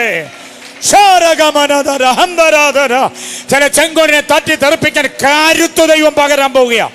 വിശ്വാസത്തോടെ ഏറ്റെടുക്കുക ദൈവ മക്കൾ, അതിന്റെ അത്യന്ത ശക്തി ഒന്ന് പ്രാപിച്ചെടുക്കുക. Glory glory glory glory, hallelujah. ഒരു ദോഷവും വന്നിട്ടില്ല ജീവിതത്തിൽ, തിന്മയൊന്നും ഭവിച്ചിട്ടില്ല. എന്നിട്ടും നമ്മുടെ നന്മയുടെ മീതെ ഒരു തടസ്സം ഉണ്ടെങ്കിൽ അത് ഈ അത്യന്ത ശക്തി പ്രാപിച്ചെടുത്തൊരു ആത്മീയ പോരാട്ടത്തിലേക്ക് ഇറങ്ങാൻ വേണ്ടിയാണ്. മനസ്സിലാകുന്നുണ്ടോ? പ്രാപിച്ച ദൈവശക്തിയോടുകൂടി ഈ ദിവസങ്ങളിൽ പോരാട്ടത്തിന് ഇറങ്ങണം. ഉപവാസപ്രാർത്ഥനയ്ക്ക് ഇരുന്ന കരുത്തം കൊണ്ട് പ്രാപിക്കണം. എന്നിട്ട് പിശാചിനോട് പറയണം, എടുക്കുന്നിന്റെ തന്ത്രം, എടുക്കുന്നിന്റെ വാള്, എടുക്കുന്നിന്റെ ചെങ്കോല്, എടുക്കുന്നിന്റെ അവകാശം, നിനക്കെന്ത് ഇവിടെ കാര്യം, ഇറങ്ങേശുവിന്റെ നാമത്തിൽ ഇത് പറയാൻ കഴിയണം. ഏതാധിപത്യ വ്യവസ്ഥിതിയാണെങ്കിലും, ഏത് അന്ധകാരത്തിന്റെ കാലപ്പഴക്കമുള്ള പോരാണെങ്കിലും, യെസ്, അതിനുള്ള ചില കരുത്ത് ഇന്ന് പകലിൽ ദൈവാത്മാവ് വ്യാപരിപ്പിക്കുകയാ. മുമ്പ് പ്രാപിച്ചതിനേക്കാൾ കൂടുതൽ കരുത്തോടെ, മുമ്പ് പ്രാപിച്ചതിനേക്കാൾ കൂടുതൽ ശക്തിയോടെ. ഹല്ലേലൂയ, സ്തോത്രം. അപ്പൊ 3 കാര്യം ഞാൻ പറഞ്ഞു. 1, മാറാത്ത പിതാവ്. 2, മറക്കാത്ത പിതാവ്. 3, മുടക്കാത്ത പിതാവ്. 91 സങ്കീർത്തനം 4-ാം വാക്യം, മറക്കുന്ന പിതാവ്. അവൻ തന്റെ തുവലുകൾ കൊണ്ട് നിന്നെ എന്തോ ചെയ്യും? മറക്കും. ഓ, അപ്പൊ പിന്നെ പേടിക്കേണ്ട കാര്യമൊന്നുമില്ല. മരണഭയം ഇന്ന് പകലിൽ മാറിപ്പോകണം. മരണഭയം മാറിപ്പോകണം. ഞാൻ അധികകാലം ഇല്ലെന്നൊക്കെയുള്ള വിചാരം ഉണ്ടല്ലോ, ശത്രു അത് നമ്മുടെ കാതിൽ വന്ന് പറയുമ്പോൾ പറയണം, ഞാൻ മരിക്കയില്ല, ജീവനോടെ ഇരുന്ന് യഹോവയുടെ പ്രവൃത്തികളെ വർണ്ണിക്കും. ഒരു കാലത്തും മരിക്കയില്ലെന്നല്ല, ദൈവം എനിക്കിട്ടിരിക്കുന്ന ആയുസിന്റെ പൂർത്തീകരണത്തിലേക്ക് വരാതെ എന്റെ ആയുസിന് മേൽ നിനക്കൊന്നും ചെയ്യാൻ പറ്റത്തില്ല എന്ന് തൻ്റെ അടുത്തോടെ പറയാൻ കഴിയണം. ശത്രു മരണഭയം മുമ്പിൽ കൊണ്ടുവന്ന് വല്ലാതെ നമ്മെ ഭീതിപ്പെടുത്തുമ്പോൾ പറ, എന്നെ കൊണ്ട് ചെയ്തെടുക്കാൻ ദൈവത്തിന് ചില കാര്യങ്ങളുണ്ട്, ഞാൻ നിവർത്തിക്കണമെന്ന് ദൈവം ആഗ്രഹിക്കുന്ന ചില കാര്യങ്ങളുണ്ട്, ഞാൻ പോകണമെന്ന് ദൈവം ആഗ്രഹിക്കുന്ന ചില ദൂരങ്ങളുണ്ട്. ഹല്ലേലൂയ, സ്തോത്രം. എത്ര പേര് വിശ്വസിക്കുന്നുണ്ട്? അപകടങ്ങളും അനർത്ഥങ്ങളും ഒക്കെ വരുമ്പം അതോടെ തീർന്നു എന്നൊന്നും വിചാരിക്കരുത്. അങ്ങനെയാണെങ്കിൽ കർത്താവിൻ്റെ ദാസൻ ലോഡ്സിന്റെ പാട്ട് നമ്മളിവിടെ കേൾക്കത്തില്ലല്ലോ. സ്തോത്രം. ഓർമ്മയിലാകേണ്ടതല്ലേ, ഭിത്തിയിലാകേണ്ടതല്ലേ, സ്തോത്രം. പക്ഷേ ഇന്ന് നിർത്തിയിരിക്കുന്നില്ലേ ദൈവം? വാഗ്ദത്തമുള്ളവനെ അങ്ങനെ ഒന്ന് തോണ്ടിക്കൊണ്ട് പോകാൻ പറ്റത്തില്ല. വാഗ്ദത്തത്തെ ഓർത്തോണം, വാഗ്ദത്തത്തെ അറിയണം, വാഗ്ദത്തത്തെ താലോലിക്കണം, വാഗ്ദത്തത്തെ അനുഭവിക്കണം. ഹല്ലേലൂയ, സ്തോത്രം. കർത്താവ് എന്തോ ചെയ്തോളൂ എന്നാ പറഞ്ഞേ? മറച്ചോളൂ. ഒത്തിരി യൂത്ത്സുകളുണ്ടല്ലോ, കുഞ്ഞുങ്ങളോടൊക്കെ ഞാൻ പറയാം, 29-30 വയസ്സിൽ താഴെയുള്ളവരൊക്കെ എൻ്റെ മക്കളുടെ പ്രായമാണ്. എൻ്റെ മൂത്ത മോൻ ടോം 30 അറിയാമോ നിങ്ങൾക്ക് ടോമിനെ? പവർ വിഷനിൽ വർഷിപ്പൊക്കെ ലീഡ് ചെയ്യുന്ന ടോം സി എബ്രഹാം മൂത്ത സന്താനാണ്. 1 മാസമായി ഇപ്പോൾ UK ഞാൻ പറഞ്ഞു വന്നത്, ആ ടോം 30ലേക്ക് എത്തി. അതുമുതൽ താഴേക്കുള്ളവരെല്ലാം എൻ്റെ മക്കളുടെ പ്രായമാണ്. അതുകൊണ്ട് ഞാൻ വളരെ കാര്യമായിട്ട് പറയാം, ആവശ്യമില്ലാത്ത ഭയമൊന്നും കൊണ്ട് നടക്കരുത്. നീ എവിടെ എത്തുമെന്നുള്ളതിനെ കുറിച്ച് ദർശനം പ്രാപിച്ചോണം. എവിടെ എത്തുമെന്നുള്ളതിനെ കുറിച്ച് ദർശനം പ്രാപിക്കണം. ഹല്ലേലൂയ. പെൺകുഞ്ഞുങ്ങളും ആൺകുഞ്ഞുങ്ങളും ഏറ്റെടുത്തോണം. എവിടെ എത്തുമെന്നുള്ളതിനെ കുറിച്ച് ദർശനം. മനസ്സിലാകുന്നുണ്ടോ? ഒരു ചെറുപ്പക്കാരനെ ഞാൻ പരിചയപ്പെടുത്തട്ടെ. രാവിലെ എല്ലാവരും കൂടെ, ചേട്ടന്മാരും അപ്പനും അമ്മയും എല്ലാവരും കൂടെ ഒരുമിച്ചിരുന്ന് കാപ്പി കുടിച്ചോണ്ടിരിക്കും, കട്ടൻ കാപ്പി കുടിച്ചോണ്ടിരിക്കുമ്പം അവൻ പറഞ്ഞു, പപ്പ ഇന്നലെ രാത്രി ഞാനൊരു ദർശനം കണ്ടു. അവന് തുടങ്ങി എല്ലാ ദിവസവും രാവിലെ ഇവൻ്റെ ഒരു ദർശനം കേട്ടാന്നൊക്കെ പറഞ്ഞു. അപ്പം പറഞ്ഞു, ഇവിടെ അവൻ കണ്ട ദർശനം പറയട്ടെ, അതിനെന്നാ മോൻ പറയാൻ പറഞ്ഞു. അപ്പൻ പ്രോത്സാഹിപ്പിച്ചപ്പോൾ മോൻ പറഞ്ഞു. അവൻ പറഞ്ഞ ദർശനം എന്താണെന്നറിയാം, നമ്മളെല്ലാവരും കൂടെ കണ്ടത്തിൽ ഇങ്ങനെ കൊയ്തുകൊണ്ട് നിൽക്കുകയായിരുന്നു. പെട്ടെന്നൊരു അനക്കം ഞാൻ പുറകിൽ കേട്ടപ്പോൾ തിരിഞ്ഞു നോക്കി, ഞാൻ കെട്ടിയിട്ട കറ്റ എഴുന്നേറ്റ് നിൽക്കുന്നു. എന്നിട്ട് നിങ്ങളുടെ കറ്റകളെല്ലാം എൻ്റെ കറ്റ. ഓതപൊളി കണ്ട പാപ്പ, ഇവനോട് മിണ്ടായിരിക്കാൻ ഞാൻ അന്നേരം പറഞ്ഞ, നമുക്കിട്ട് പാര വയ്ക്കുന്ന സ്വപ്നമേ ഇവൻ കാണത്തുള്ളൂ. അവൻ പറഞ്ഞു, അച്ചാച്ചാ അങ്ങനൊന്നുമല്ല, എന്നെ ദൈവം കാണിച്ച് ഞാൻ പറഞ്ഞെന്നുള്ളതേ ഉള്ളൂ. എല്ലാവരും ആക്ഷേപിച്ചെങ്കിലും ഇവൻ ഈ ദർശനത്തെ ആകത്തങ്ങ് സ്ഥാപിച്ചു. പിന്നെ കുഴി തള്ളിയപ്പോഴും 20 വെള്ളിക്കാശിന് വിൽക്കപ്പെട്ടപ്പോഴൊന്നും ഇവൻ സഹോദരന്മാരോട് പ്രതികരിക്കാതിരുന്നത് ഒറ്റ കാര്യമാ, എൻ്റെ കറ്റ നിവരുമെന്ന കാഴ്ചപ്പാട്. എൻ്റെ കറ്റ നിവരും, എൻ്റെ കറ്റയെ ചവിട്ടി മെതിക്കാൻ ആർക്കും പറ്റത്തില്ല, ഒരു പിശാചിനെയും ദൈവം അനുവദിക്കത്തില്ല. എൻ്റെ കറ്റ നിവരും, എല്ലാ കറ്റകളും എന്നെ നമസ്കരിക്കും. ദർശനം കിട്ടിയവനെ ഒതുക്കാൻ പറ്റത്തില്ല. ഓ ഹല്ലേലൂയ. റബന ഹഷബന ദിരബ റീഖമന ശംതരദന. ഇന്ന് പല കുഞ്ഞുങ്ങളുടെ ഉള്ളിലേക്ക് ദൈവാത്മാവ് ഇടപെടുകയാ. നിന്നെ ഉയർത്തുമെന്ന് പറഞ്ഞ കർത്താവ് ഉയർത്തുക തന്നെ ചെയ്യും. നീ ആ ദർശനത്തെ പ്രാപിച്ചോണം. ഹല്ലേലൂയ. തള്ളിയവരും തളർത്തിയവരും എല്ലാം ഉണ്ട്. ആമേൻ. 20 വെള്ളിക്കാശിന് വിറ്റ് കിട്ടിയ 10 പേരും കൂടെ കൂടിയ 20 വെള്ളിക്കാശിന് വിറ്റത്. അപ്പോൾ ഒരാൾക്ക് എത്ര വെച്ച് കിട്ടി? 10 പേര് 20 വെള്ളിക്കാശിന് വിറ്റപ്പോൾ എത്ര വെച്ച് കിട്ടി? 2 വെള്ളിക്കാശ് വെച്ച് കിട്ടി. അനിയനെ വിറ്റ് കിട്ടിയ കാശ് എത്രയാ ഓരോരുത്തർക്കും? രൂപൻ മുതൽ ഇങ്ങോട്ട് എത്ര പേർക്ക് കിട്ടി? 10 പേർക്ക് എത്ര വെള്ളിക്കാശ് വെച്ച്? 2 വെള്ളിക്കാശ് വെച്ച് കിട്ടി. പക്ഷേ മിസ്രൈം വിട്ട് പോരുമ്പോൾ ഉണ്ടല്ലോ 40 കൊല്ലം ഈ യോസഫിൻ്റെ അസ്ഥി ചുമന്നുകൊണ്ട് വരേണ്ടി വന്നു. മനസ്സിലായോ? അന്ന് എത്ര വെള്ളിക്കാശിനെ വിറ്റേ? 2 വെള്ളിക്കാശ് വീതം കിട്ടി. പക്ഷെ ഇവനെ ചുമന്നു 40 കൊല്ലം. ശേഖേമിൽ കൊണ്ട് അടക്കുന്നത് വരെ ഇവനെ ചുമന്നു നടന്നു. അത് മാത്രമാണോ, അന്ന് കഞ്ഞു കുടിച്ചത് ഇവൻ്റെ കാലയിൽ ചെന്ന് വീണിട്ടാണ് വേണ്ടുന്നതെല്ലാം കിട്ടിയത്. ദൈവം നിന്നെ ഉയർത്തുമെന്ന് പറഞ്ഞാൽ ഉയർത്തും, മറയ്ക്കുമെന്ന് പറഞ്ഞാൽ മറയ്ക്കും. അതിനകത്ത് നിന്നെ വേർപെടുത്താൻ ആർക്കും കഴിയില്ലെന്ന്. ദൈവം നിന്നെ ഉയർത്തും, ശ്രേഷ്ഠനാക്കി മാറ്റും. ഓ ഹല്ലേലൂയ. Thank you Jesus. എനിക്കെന്നത് സന്തോഷമുള്ളൊരു കാര്യം പറയാനുള്ളത് എന്താ അറിയാമോ? ദേശത്ത് ക്ഷാമം കഠിനമായപ്പം ചാക്കും വട്ടിയും കുട്ടയും കാലി ചാക്കും ഒക്കെ ആയിട്ട് എല്ലാവരും കൂടെ ഫറവോൻ്റെ അടുക്കൽ ചെന്ന് വീണ് കിടന്നു. ഫറവോൻ പറഞ്ഞു, എല്ലാവരും കൂടെ എൻ്റെ അടുത്തോട്ട് വന്ന എന്താ കാര്യം? നിങ്ങളെല്ലാം കൂടെ യോസഫിൻ്റെ അടുക്കൽ ചെല്ലേ. ആരുടെയില്ല ധാന്യമുള്ളത്? ദർശനം പ്രാപിച്ചവൻ്റെ ഇല്ല ധാന്യമുള്ളത്. അതുകൊണ്ട് ഞാൻ പറഞ്ഞ കുഞ്ഞുങ്ങളോട് ദർശനം പ്രാപിച്ചോണം. ദർശനം ദൈവം നിനക്ക് തന്നാൽ നിന്റെ അടുക്കലേക്ക് ആളുകൾ വന്നോളും. ദർശനം പ്രാപിച്ചവന്റെ അരികിലേക്ക്. നാട്ടിലെ രാജാവിനും ഭരണകൂടത്തിനും ഒന്നും ചെയ്യാൻ പറ്റത്തില്ല, ദർശനമുള്ളവന്റെ അരികിലേക്ക്.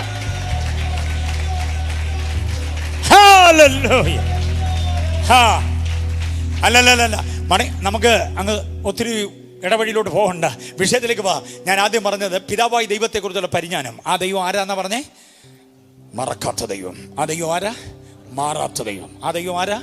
മുടക്കാത്ത ദൈവം. ആ ദൈവം ആരാ? മറക്കുന്ന ദൈവം. മ എന്ന അക്ഷരത്തിൽ ഈ 4 കാര്യം പറഞ്ഞിരിക്കുന്നത് എന്തിനാണെന്നറിയാവോ? മറക്കാതെ. ഒരിക്കലും എന്തോ ചെയ്യരുത്, ഇത് മറക്കരുത്. ഈ 4 ചിന്തകളിൽ ഒരെണ്ണം മലാഖി പ്രവചനത്തിൽ നിന്ന് എം വി ചെറിയാച്ചൻ സാർ എടുത്തു വെച്ചോണ്ട്, യേശു മാറാത്തവൻ മാറാത്തവൻ യേശു മാറാത്തവൻ ഹാ എത്ര നല്ലവൻ. സ്വത്രം. അനുഗ്രഹിത ഗായകനെ ഇവിടെ ഇരിക്കുമ്പോൾ ഞാൻ പാടാനോ? അയ്യോ, അത് വേണ്ട, അദ്ദേഹം പാടിക്കോളും. പിന്നെ യേശു അവിടെ ഈ പിതാവാം ദൈവം മാറാത്തവൻ എന്നുള്ളത് സ്കെയിലിന് ചേരാത്തത് കൊണ്ട് 2 അക്ഷരമുള്ള ഏത് നാമം എടുത്തു വെച്ചതാ? യേശു. അവിടെ മലാഖി പ്രവചനത്തിൽ പറഞ്ഞിരിക്കുന്ന പിതാവായ നമ്മുടെ ദൈവം മാറാത്തവനാണ്. അതൊരു പരിജ്ഞാനമാണ്. അതിനകത്ത് വേറൊരു സംഗതി, ഞാൻ പാട്ടുകാർ ക്ഷമിക്കണേ, ഈ യേശു മാറാത്തവൻ എന്ന് പറഞ്ഞ പോലെ നമ്മുടെ ഈ 4 ചിന്തയും അതിനകത്ത് കയറ്റാം, സ്കെയിൽ തെറ്റത്തില്ല. യേശു മറക്കാത്തവൻ യേശു മറക്കാത്തവൻ യേശു മറക്കാത്തവൻ ഹാ എത്ര നല്ലവൻ. യേശു മുടക്കാത്തവൻ യേശു മുടക്കാത്തവൻ യേശു മുടക്കാത്തവൻ ഹാ. അടഞ്ഞു കിടക്കുന്ന ഷർട്ടന്റെ മുമ്പിൽ നിന്നോട്ട് 4 പ്രാവശ്യം പാടാൻ. അതങ്ങ് തുറക്കും. കർത്താവ് അങ്ങ് തുറന്നോളും. കാരണം വാഗ്ദത്തം ഇങ്ങനെ, യേശു മുടക്കാത്തവൻ, യേശു മുടക്കാത്തവൻ, യേശു മുടക്കാത്തവൻ, എത്ര നല്ലവൻ. ഒന്നുകൂടെ, യേശു മുടക്കാത്തവൻ, യേശു മുടക്കാത്തവൻ, യേശു മുടക്കാത്തവൻ, എത്ര നല്ലവൻ. യേശു മറയ്ക്കുന്നവൻ, യേശു മറയ്ക്കുന്നവൻ, യേശു മറയ്ക്കുന്നവൻ, എത്ര നല്ലവൻ. ഇന്നും എന്നും കൂടെയുള്ളവൻ. ഹല്ലേലൂയ. അല്ല, എത്ര മണി വരെയാ? തീരാറായോ? Praise the lord. സ്തോത്രം. അല്പസമയം കൂടെ ഉണ്ട്. 4 മണി വരെ എന്നാ പാസ്റ്റർ പറഞ്ഞേ. ഓക്കെ, അല്പസമയം കൂടി ഇരിക്കുക.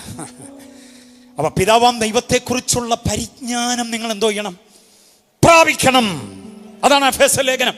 അടുത്തത് ഫിലിപ്പിയ ലേഖനത്തിലേക്ക് വരാം. ഫിലിപ്പിയ ലേഖനത്തിൽ പരിജ്ഞാനമുണ്ട്. പരിജ്ഞാനത്തിന്റെ ലേഖനമാണ് ഈ 4 എന്നാണ് ഞാൻ പറഞ്ഞു വന്നത്. ഫിലിപ്പിയ ലേഖനം 3-ാം വാക്യം വായിച്ചേ. ഫിലിപ്പർ 3:8. അത്രയുമല്ല എന്റെ കർത്താവായ ക്രിസ്തു യേശുവിനെ കുറിച്ചുള്ള പരിജ്ഞാനത്തിന്റെ രണ്ടാമത്തെ പരിജ്ഞാനം ഏതാ? ക്രിസ്തുയേശുവിനെ കുറിച്ചുള്ള. ഉപവാസപ്രാർത്ഥനയുടെ 9-ാമത്തെ ദിവസം പകൽ ദൈവാത്മാവ് നമ്മോട് ഇടപെടുന്നു. 1, പിതാവാം ദൈവത്തെ കുറിച്ചുള്ള പരിജ്ഞാനം പ്രാപിച്ചോണം. 2, ആരെ കുറിച്ചുള്ളതാ? ക്രിസ്തു യേശുവിനെ കുറിച്ചുള്ള പരിജ്ഞാനം. അത് ഗംഭീരമാണ്. ആരെ കുറിച്ചുള്ള പരിജ്ഞാനമാ? ക്രിസ്തു യേശുവിനെ കുറിച്ചുള്ള. അത്രയുമല്ലെന്നൊക്കെ പറഞ്ഞാൽ എന്തോന്നറിയാമോ? 3-ാം അധ്യായം 4 മുതൽ താഴേക്കുള്ള വാക്യങ്ങൾ പറയുന്നു. ഞാൻ എബ്രാഹിമിൽ ജനിച്ച എബ്രാഹിനാണ്, 8 നാൾ പരിചയത്തിനേറ്റവന, ബെന്യാമിൻ ഗോത്രക്കാരന്, ന്യായപ്രമാണം സംബന്ധിച്ച് പരീശനാണ്, ന്യായപ്രമാണത്തിന് നീതി സംബന്ധിച്ച് അനന്യനാണ് എന്നൊക്കെ പറഞ്ഞ് ഒത്തിരി കാര്യങ്ങൾ പറഞ്ഞിട്ട് 8-ാം വാക്യത്തിൽ പറയുക, ക്രിസ്തുയേശുവിനെ കുറിച്ചുള്ള പരിജ്ഞാനത്തിന്റെ ശ്രേഷ്ഠ നിമിത്തം ഞാൻ ഇതെല്ലാം എന്തോ ചെയ്യുന്നു? ഛേദം എന്നെണ്ണുന്നു. ഛേദമെന്നെണ്ണുന്നു എന്നേ ഉള്ളൂ. ചവറെന്നെണ്ണുന്നു എന്ന് താഴെയുണ്ട്. ചപ്പെന്നെണ്ണുന്നു എന്നൊക്കെ മലയാളി കൂട്ടിച്ചേർത്ത് അങ്ങനെയൊന്നും ബാക്കിയില്ല. മുമ്പേ പറഞ്ഞ പോലെ അത് ഓർത്തോണം. ചപ്പെന്നൊക്കെ പറയുന്ന വാക്കില്ലെന്ന് വേദോസത്തി ആരാണ്ട് പറഞ്ഞു. അതുണ്ടോന്ന് നമ്മൾ ഇതുവരെ എന്ത് ചെയ്തില്ല, അന്വേഷിച്ചില്ല. നമ്മളത് പറഞ്ഞു നടക്കുക. അതൊക്കെ വേദോസത്തിലെ വാക്യങ്ങൾ ഇല്ലാത്തതും പദങ്ങളൊന്നും നമ്മൾ ചേർക്കരുത്. ചപ്പെന്നൊരു പ്രയോഗമില്ല, ചവറെന്നെണ്ണുന്നു. താഴോട്ട് വായിക്കുമ്പോൾ ഇവിടെ പറയുന്നത് ഞാൻ ഛേദമെന്ന് എണ്ണുന്നു എന്നാണ്. അപ്പൊ ക്രിസ്തു പരിജ്ഞാനം അകത്തുണ്ടെങ്കിൽ മാത്രമേ ആവശ്യമില്ലാത്തതൊക്കെ എടുത്ത് കളയാൻ പറ്റത്തുള്ളൂ. അല്ലെങ്കിൽ നമ്മൾ എന്തോ ചെയ്യും? ആവശ്യമില്ലാത്തതിലെല്ലാം ഇങ്ങനെ പൊങ്ങച്ചം പറഞ്ഞുകൊണ്ടിരിക്കും. ഞാൻ ആരാണെന്നറിയാമോ? ഞങ്ങളുടെ കുടുംബം ഏതാണെന്നറിയാമോ? സെന്റ് തോമസ് കേരളത്തിൽ വന്നപ്പോൾ ഞങ്ങളുടെ വല്യപ്പച്ചനെ കുടയും പിടിച്ച് പുറകെ നടന്നത്, ഈ അനുഗ്രഹം ഉണ്ടായതെന്നൊക്കെ അവകാശവാദം മുഴക്കുന്നവരുണ്ട്. അങ്ങനെയുള്ള വ്യർത്ഥമായ പാരമ്പര്യത്തിന്റെ പ്രസ്താവനകളും പ്രഖ്യാപനങ്ങളും എന്തിന്റെ കാരണത്താലെന്നറിയാമോ? ക്രിസ്തു പരിജ്ഞാനം അകത്തില്ലാത്തതുകൊണ്ട്. ക്രിസ്തു പരിജ്ഞാനമാകത്തേക്ക് വരുമ്പോൾ നമ്മളിതെല്ലാം വാരി പുറത്ത് കളഞ്ഞിട്ട് ശാന്തനായി, സൗമ്യനായി, വിവേകത്തോടെ, വിനീത വിധേയനായി തീരും. എത്ര പേർ ആഗ്രഹിക്കുന്നുണ്ട് അങ്ങനെ? അപ്പൊ രണ്ടാമത് നമുക്ക് വേണ്ടുന്ന പരിജ്ഞാനം ഏതാ? ക്രിസ്തുയേശുവിനെ കുറിച്ചുള്ള പരിജ്ഞാനം തികച്ചും ഉപദേശപരമാണ്.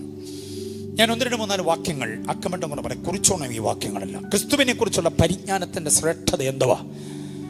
നമ്മളെ അനുഗ്രഹിക്കുമെന്നും വഴി നടത്തുമെന്നും പുലർത്തുമെന്നും ഉന്നതനാക്കും, അദാനിയാക്കും, അംബാനിയാക്കും എന്നുള്ളതൊന്നും അല്ല ക്രിസ്തു പരിജ്ഞാനം. ക്രിസ്തു പരിജ്ഞാനം എന്ന് പറയുന്നത് ദൈവശാസ്ത്രത്തിന്റെ സമുജ്വലമായിരിക്കുന്ന ചില ആശയഗാംഭീര്യത. എന്താണ് ക്രിസ്തു യേശു എന്ന് പറയുന്നത്? ക്രിസ്തു യേശു എന്ന പ്രയോഗം ശ്രദ്ധിച്ചോണം. നമ്മൾ യേശു ക്രിസ്തു, ക്രിസ്തു യേശു എന്നൊക്കെ തിരിച്ചു മറിച്ചുമൊക്കെ പറയും. അത് നമ്മുടെ വായിക്ക് വരുന്ന പോലെ നമ്മളങ്ങ് പറയുക. അങ്ങനല്ല, അർത്ഥമുണ്ട് അതിന്റെ പിന്നിൽ. അർത്ഥം പഠിച്ചോണം. അർത്ഥം എന്താണെന്നറിയാമോ? ക്രിസ്തു എന്ന് പറഞ്ഞാൽ ഫ്രം above to below എന്ന് പറഞ്ഞാൽ എന്തോ മനസ്സിലായി? പരമോന്നത സ്ഥാനീയനായിരുന്നവൻ പരിത്യാഗം ചെയ്തു. അതാണ് ക്രിസ്തു യേശു എന്ന് പറഞ്ഞാൽ അർത്ഥം. അറിയാമോ? ക്രിസ്തു എന്നുള്ളത് ഓൾറെഡി ഉള്ള നാമമാണ്. അഭിഷക്തൻ, ക്രിസ്റ്റോസ്, ദ മെസ്സായ. അതാണ് ക്രിസ്തു. അത് ദൈവത്വ നാമമാണ്. പക്ഷെ യേശു എന്നുള്ളത് മനുഷ്യത്വ നാമമാണ്. അവൻ സകല ജനത്വന്മാരുടെ പാപങ്ങളിൽ രക്ഷിപ്പാനിരിക്കൊണ്ട് നീ അവൻ എന്തോ പേരിടണം? അപ്പൊ യേശു എന്ന് പേരിട്ടതാണ്. അത് മനുഷ്യനാണ് പേരിടുന്നത്. മനുഷ്യത്വത്തിനാണ് ഇട്ട പേര്. ഏത്? യേശു. പക്ഷെ ക്രിസ്തു എന്ന പേര് ഓൾറെഡി എന്ത് ചെയ്തുള്ളതാ? നേരത്തെ നിലവിലുള്ളതാ. അതുകൊണ്ട് ക്രിസ്തു യേശു എന്ന് പറഞ്ഞാൽ പരമോന്നതനായിരുന്നവൻ എവിടേക്ക് വന്നെന്നാ? പരിത്യാഗം ചെയ്തു. Self denial. കണ്ടോ? അതാണ് അതിന്റെ എംപ്റ്റിയിങ് ഓഫ് ക്രൈസ്റ്റ് എന്നൊക്കെ പറയും. എല്ലാം തന്നെത്താൻ താഴ്ത്തിയ അവസ്ഥയ്ക്കാണ് ക്രിസ്തു യേശു എന്ന് പറയുന്നത്. ഇനി യേശു ക്രിസ്തു എന്ന് പറഞ്ഞാൽ എന്താ? പരിത്യാഗം ചെയ്ത അവസ്ഥയിൽ നിന്ന് പരമോന്നത സ്ഥാനത്തേക്ക് ഉയർത്തപ്പെട്ടവൻ എന്ന് പറഞ്ഞാൽ ഫ്രം ബിലോ ടു എബവ്. അതാണ് ഏതെന്ന് പറയുന്നത്? യേശു ക്രിസ്തു എന്ന് പറയുന്നത്. കണ്ടോ, ഈ അർത്ഥത്തിലൊക്കെ അത് ഉപയോഗിക്കേണ്ട. അല്ലാതെ നമ്മളെ യേശു ക്രിസ്തു യേശു എന്നൊക്കെ തിരിച്ചും മറിഞ്ഞും ഒക്കെ അങ്ങ് പറയുകയാണ്. അതിൻ്റെ അർത്ഥം പഠിക്കണം. അപ്പോഴാണ് അതിൻ്റെ മഹത്വം. ഇവിടെ വായിക്കുന്ന വാക്യത്തിൽ പറയുന്നു എൻ്റെ കർത്താവായ. കർത്താവ് ആരുടെയാ? പിള്ളേരും എല്ലാം കൂടെ ഒരുമിച്ച് ഞങ്ങളുടെ കർത്താവ് എന്ന് പറയാൻ എളുപ്പമാണ്. പക്ഷെ ഓരോരുത്തരും പറയണം കർത്താവ് ആരാ? എൻ്റെ കർത്താവ്, എൻ്റെ കർത്താവ് എന്ന് പറയണം. പൗലോസ് മാത്രം ഉപയോഗിക്കുന്ന ഒരു പദമാണ് എൻ്റെ കർത്താവ്, എൻ്റെ ദൈവം, എൻ്റെ പ്രിയർ, എൻ്റെ പ്രാണപ്രിയൻ, എൻ്റെ സുവിശേഷം. കണ്ടോ, എൻ്റെ പ്രാർത്ഥന, എൻ്റെ ആരാധന. ലേഖനങ്ങളുടനീളം പൗലോസ് എൻ്റെ എന്ന് പറയുന്നുണ്ട്. ഇവിടെ പറയുന്നു എൻ്റെ കർത്താവ്. എത്ര പേർക്ക് അങ്ങനെ പറയാനുള്ള പ്രാഗൽഭ്യമുണ്ട്? എൻ്റെ കർത്താവ്. ആ കർത്താവ് മഹത്വത്തിൻ്റെ പ്രത്യാശയായ കർത്താവ്. ആ കർത്താവ് എവിടെ വസിക്കുന്നെന്നാ പറയുക? നമ്മുടെ ഉള്ളിൽ വസിക്കുന്നു. നമ്മുടെ ഉള്ളിൽ വസിക്കുന്ന കർത്താവിനെ കുറിച്ചുള്ള ചില പരിജ്ഞാനം 1, 2, 3 ഞാൻ പറയട്ടെ. ഒന്ന്, അവൻ പാപം ഇല്ലാത്തവനാണ്. കർത്താവ് ആരാ? ഒരു സ്വോത്രം പറഞ്ഞില്ലല്ലോ. കർത്താവ് ആരാന്നാ പറഞ്ഞേ? ഉലകത്തിൽ വന്ന മുഴുവൻ ആളുകളും പാപമുള്ളവരാ. ഇവിടുത്തെ അവതാര പുരുഷന്മാർ, ഇവിടുത്തെ ത്യാഗി വര്യന്മാരെന്നൊക്കെ പറയുന്നവർ, ഇവിടുത്തെ ദാർശനിക പ്രബോധകന്മാർ, രാഷ്ട്രീയ നേതാക്കന്മാർ, എല്ലാവരും എന്തോ ഉള്ളവരാ. പക്ഷേ യേശുവിൽ എന്തോ ഇല്ല. വാക്യം എവിടെയെന്നറിയാമോ? 1 യോഹന്നാൻ 3:5 വാക്യമാണ്. പാപങ്ങളെ നീക്കേണ്ടതിന് അവൻ വന്നു എന്ന് വായിച്ചിട്ട് അവിടെ നമ്മൾ വായിക്കുന്നു, പാപങ്ങളെ നീക്കാൻ വന്നവനിൽ എന്തോ ഇല്ല, പാപമില്ല. പാപങ്ങളെ നീക്കുവാൻ അവൻ പ്രത്യക്ഷനായി എന്ന് നിങ്ങൾ അറിയുന്നുവല്ലോ. അവനിൽ, എനിക്ക് ആ കുഞ്ഞു പ്രയോഗം ഭയങ്കര ഇഷ്ടമാണ്. എൻ്റെ യേശുവിൽ പാപമില്ല. ആ യേശുവിന് വേണ്ടി പാടുന്നതിൽ എന്താ കുഴപ്പം? ആ യേശുവിന് വേണ്ടി പ്രസംഗിക്കുന്നതിൽ എന്താ കുഴപ്പം? ആ യേശുവിന് വേണ്ടി കെട്ടുതാലി പൊട്ടിച്ചതിൽ എന്താ കുഴപ്പം? ആ യേശുവിന് വേണ്ടി വിഗ്രഹങ്ങളെ വിട്ടതിൽ എന്താ കുഴപ്പം? ആ യേശുവിന് വേണ്ടി വലിയ പള്ളി വിട്ടതിൽ എന്താ കുഴപ്പം? ഒരു നഷ്ടവുമില്ല. അവൻ പാപമില്ലാത്തവൻ. അതാണ് ക്രിസ്തു പരിജ്ഞാനം. യേശുവിന്റെ കൂടെ നിൽക്കുന്ന സായിപ്പ് കാശ് തരുമെന്നുള്ളത് കൊണ്ടല്ല, സായിപ്പ് വീട് വെച്ച് തരാമെന്ന് പറഞ്ഞത് കൊണ്ടല്ല, പള്ളി ഏതാണ്ട് ചെയ്യുമെന്ന് പറഞ്ഞത് കൊണ്ടല്ല. യേശുവിന്റെ കൂടെ ആന്തവും കുന്തവും ഇല്ലാതെ ഇറങ്ങിയത് പാപമില്ലാത്തവനാണെന്ന് അറിഞ്ഞുകൊണ്ടാണ്. ആ പരിജ്ഞാനം ആകത്ത് കിട്ടിയത് കൊണ്ടാണ്. ആ ബോധ്യമാകത്തുള്ളവർ കർത്താവിനെ സ്തുതിക്ക്. യേശു പാപമില്ലാത്തവൻ. Jesus Jesus Jesus. യേശുവിനെ കുറിച്ചുള്ള പരിജ്ഞാനമാ. Thank you. ഹല്ലേലൂയ. സമയം പോകുന്നല്ലോ. രണ്ടാമത്തെ കേട്ടോണം. ഒന്ന്, അവനിൽ എന്തോ ഇല്ല. 2, അവൻ പാപമൊന്നും ചെയ്തിട്ടില്ല. യേശു പാപമൊന്നും. സ്തോത്രം. ഞാനോർത്തു അത് അങ്ങനെ പറഞ്ഞു കഴിയുമ്പോൾ ഒരു ഭയങ്കര ഹല്ലേലൂയ പറയുന്ന സാധിക്കാത്ത ആഗ്രഹങ്ങളുടെ കൂട്ടത്തിൽ അതുകൂടെ കിടക്കട്ടെ. സ്തോത്രം. യേശു പാപമൊന്നും എന്ത് ചെയ്തില്ല. എവിടെ വാക്യം എന്നറിയാമോ? 1 പത്രോസ് 2:22 വാക്യം. 1 പത്രോസ് 2:22 പറയുന്നു, അവൻ പാപമൊന്നും ചെയ്തിട്ടില്ല. അവൻ പാപം ചെയ്തിട്ടില്ല. അവന്റെ വായിൽ വഞ്ചന ഒന്നും ഉണ്ടായിട്ടില്ല. ഇങ്ങനെ ഒരു കർത്താവിനെ കുറിച്ചുള്ള പരിജ്ഞാനം ഏറ്റെടുക്കണം. ഈ പരിജ്ഞാനം നമ്മളെ എന്തോ ആക്കുമെന്നറിയാമോ? ഈ പരിജ്ഞാനം നമ്മൾ ഏറ്റെടുക്കുമ്പം നമ്മളിൽ പാപം ഇല്ലാതിരിക്കാൻ നമ്മൾ ശ്രമിക്കും. നമ്മൾ പാപം ചെയ്യാതിരിക്കാൻ നമ്മൾ ശ്രമിക്കും. മനസ്സിലായോ? പാപത്തോട് ചെറുത്ത് നിൽക്കുവാൻ നമ്മൾ പ്രാണത്യാഗത്തോളം ഉറപ്പുള്ളവരായി മാറും. പാപമയമായ ഏത് കാര്യത്തോടും തൻ്റെ ഇടത്തോടെ നോ എന്ന് പറയാൻ കഴിയണം. മനസ്സിലായില്ലേ? പാപമാണെന്ന് ബോധ്യമായാൽ എന്തോ പറയണം അതിൻ്റെ നേരെ. എത്ര ലാഭം ഉണ്ടാക്കുന്നായാലും, എത്ര വലിയ കസേര കിട്ടുന്നതായാലും, എത്ര വലിയ നേട്ടമുണ്ടാക്കുന്നതാണെങ്കിലും പാപമാണെന്ന് ബോധ്യമായാൽ നോ എന്ന് പറയാൻ കഴിയുന്നതാണ് ആത്മീക സംസ്കാരം. അപ്പൊ യേശുവിൽ എന്തോ ഇല്ല, പാപമില്ല. യേശു പാപം ചെയ്തിട്ടില്ല. ഇനി കേൾക്കണോ? വേറെ മഹത്തായ മറ്റൊരു ചിന്ത. മൂന്നാമത്തേത് പറയാം, അവൻ പാപം അറിഞ്ഞിട്ടില്ല. അവൻ പാപം. 2 കൊരിന്ത്യർ 5:21 വാക്യം. 2 കൊരിന്ത്യർ 5:21. അവൻ പാപം അറിഞ്ഞിട്ടില്ല. പാപം അറിയാത്തവനെ നമുക്ക് വേണ്ടി എന്തോ ആക്കി, പാപമാക്കുകയായിരുന്നു. ഇതാണ് ക്രിസ്തു പരിജ്ഞാനം. ഇതാണ് ക്രിസ്തു പരിജ്ഞാനം. ഞാൻ ആരാധിക്കുന്ന, ഞാൻ ആശ്രയിക്കുന്ന, ഞാൻ വണങ്ങുന്ന എൻ്റെ പ്രാണനായ ക്രിസ്തു പാപം അറിയാത്തവനായിരുന്നു. ഹല്ലേലൂയ. സ്തോത്രം. മൂന്നെണ്ണമായി വിവരിക്കുന്നില്ല, ചിന്തകൾ മാത്രം പറയുകയാണ്. 4ാമതൊരെണ്ണം പറയാം. യൂദായുടെ ഒരു ഒറ്റ വരി സുവിശേഷം ഉണ്ട്. അറിയാമോ ഏതാന്ന്? യൂദാ ഒരു സുവിശേഷ പുസ്തകമൊന്നും എഴുതിയില്ല. മത്തായി എഴുതിയ പോലെ. മത്തായി എഴുതിയ സുവിശേഷ ഗ്രന്ഥത്തിന് 28 അധ്യായം. മർക്കോസ് എഴുതിയ സുവിശേഷത്തിന് എത്ര അധ്യായം? 11 അധ്യായം. ലൂക്കോസ് എഴുതിയതിന് എത്ര അധ്യായം? 24 അധ്യായം. യോഹന്നാൻ എഴുതിയതിന് എത്ര അധ്യായം? ആണ്ട മിണ്ടാതിരിക്കുന്നു. 21 അധ്യായം. പാസ്റ്ററുടെ ജാമ്യോ സ്തോത്രം. 4 സുവിശേഷ ഗ്രന്ഥങ്ങൾക്ക് എത്ര അധ്യായം ഉണ്ടെന്നൊക്കെ പഠിക്കണം. ആകപ്പാടെ 1189 അധ്യായമേ ഉള്ളൂ. ഉൽപ്പത്തി പുസ്തകത്തിന് 50 അധ്യായം മുതൽ ഇങ്ങോട്ട് പഠിക്കണം. വെളിപ്പാട് പുസ്തകത്തിന് 22 അധ്യായം. ഓരോ പുസ്തകത്തിന് എത്ര അധ്യായം ഉണ്ടെന്നുള്ളത് എല്ലാവരും കാണാതെ പഠിക്കണം. മനസ്സിലായില്ലേ?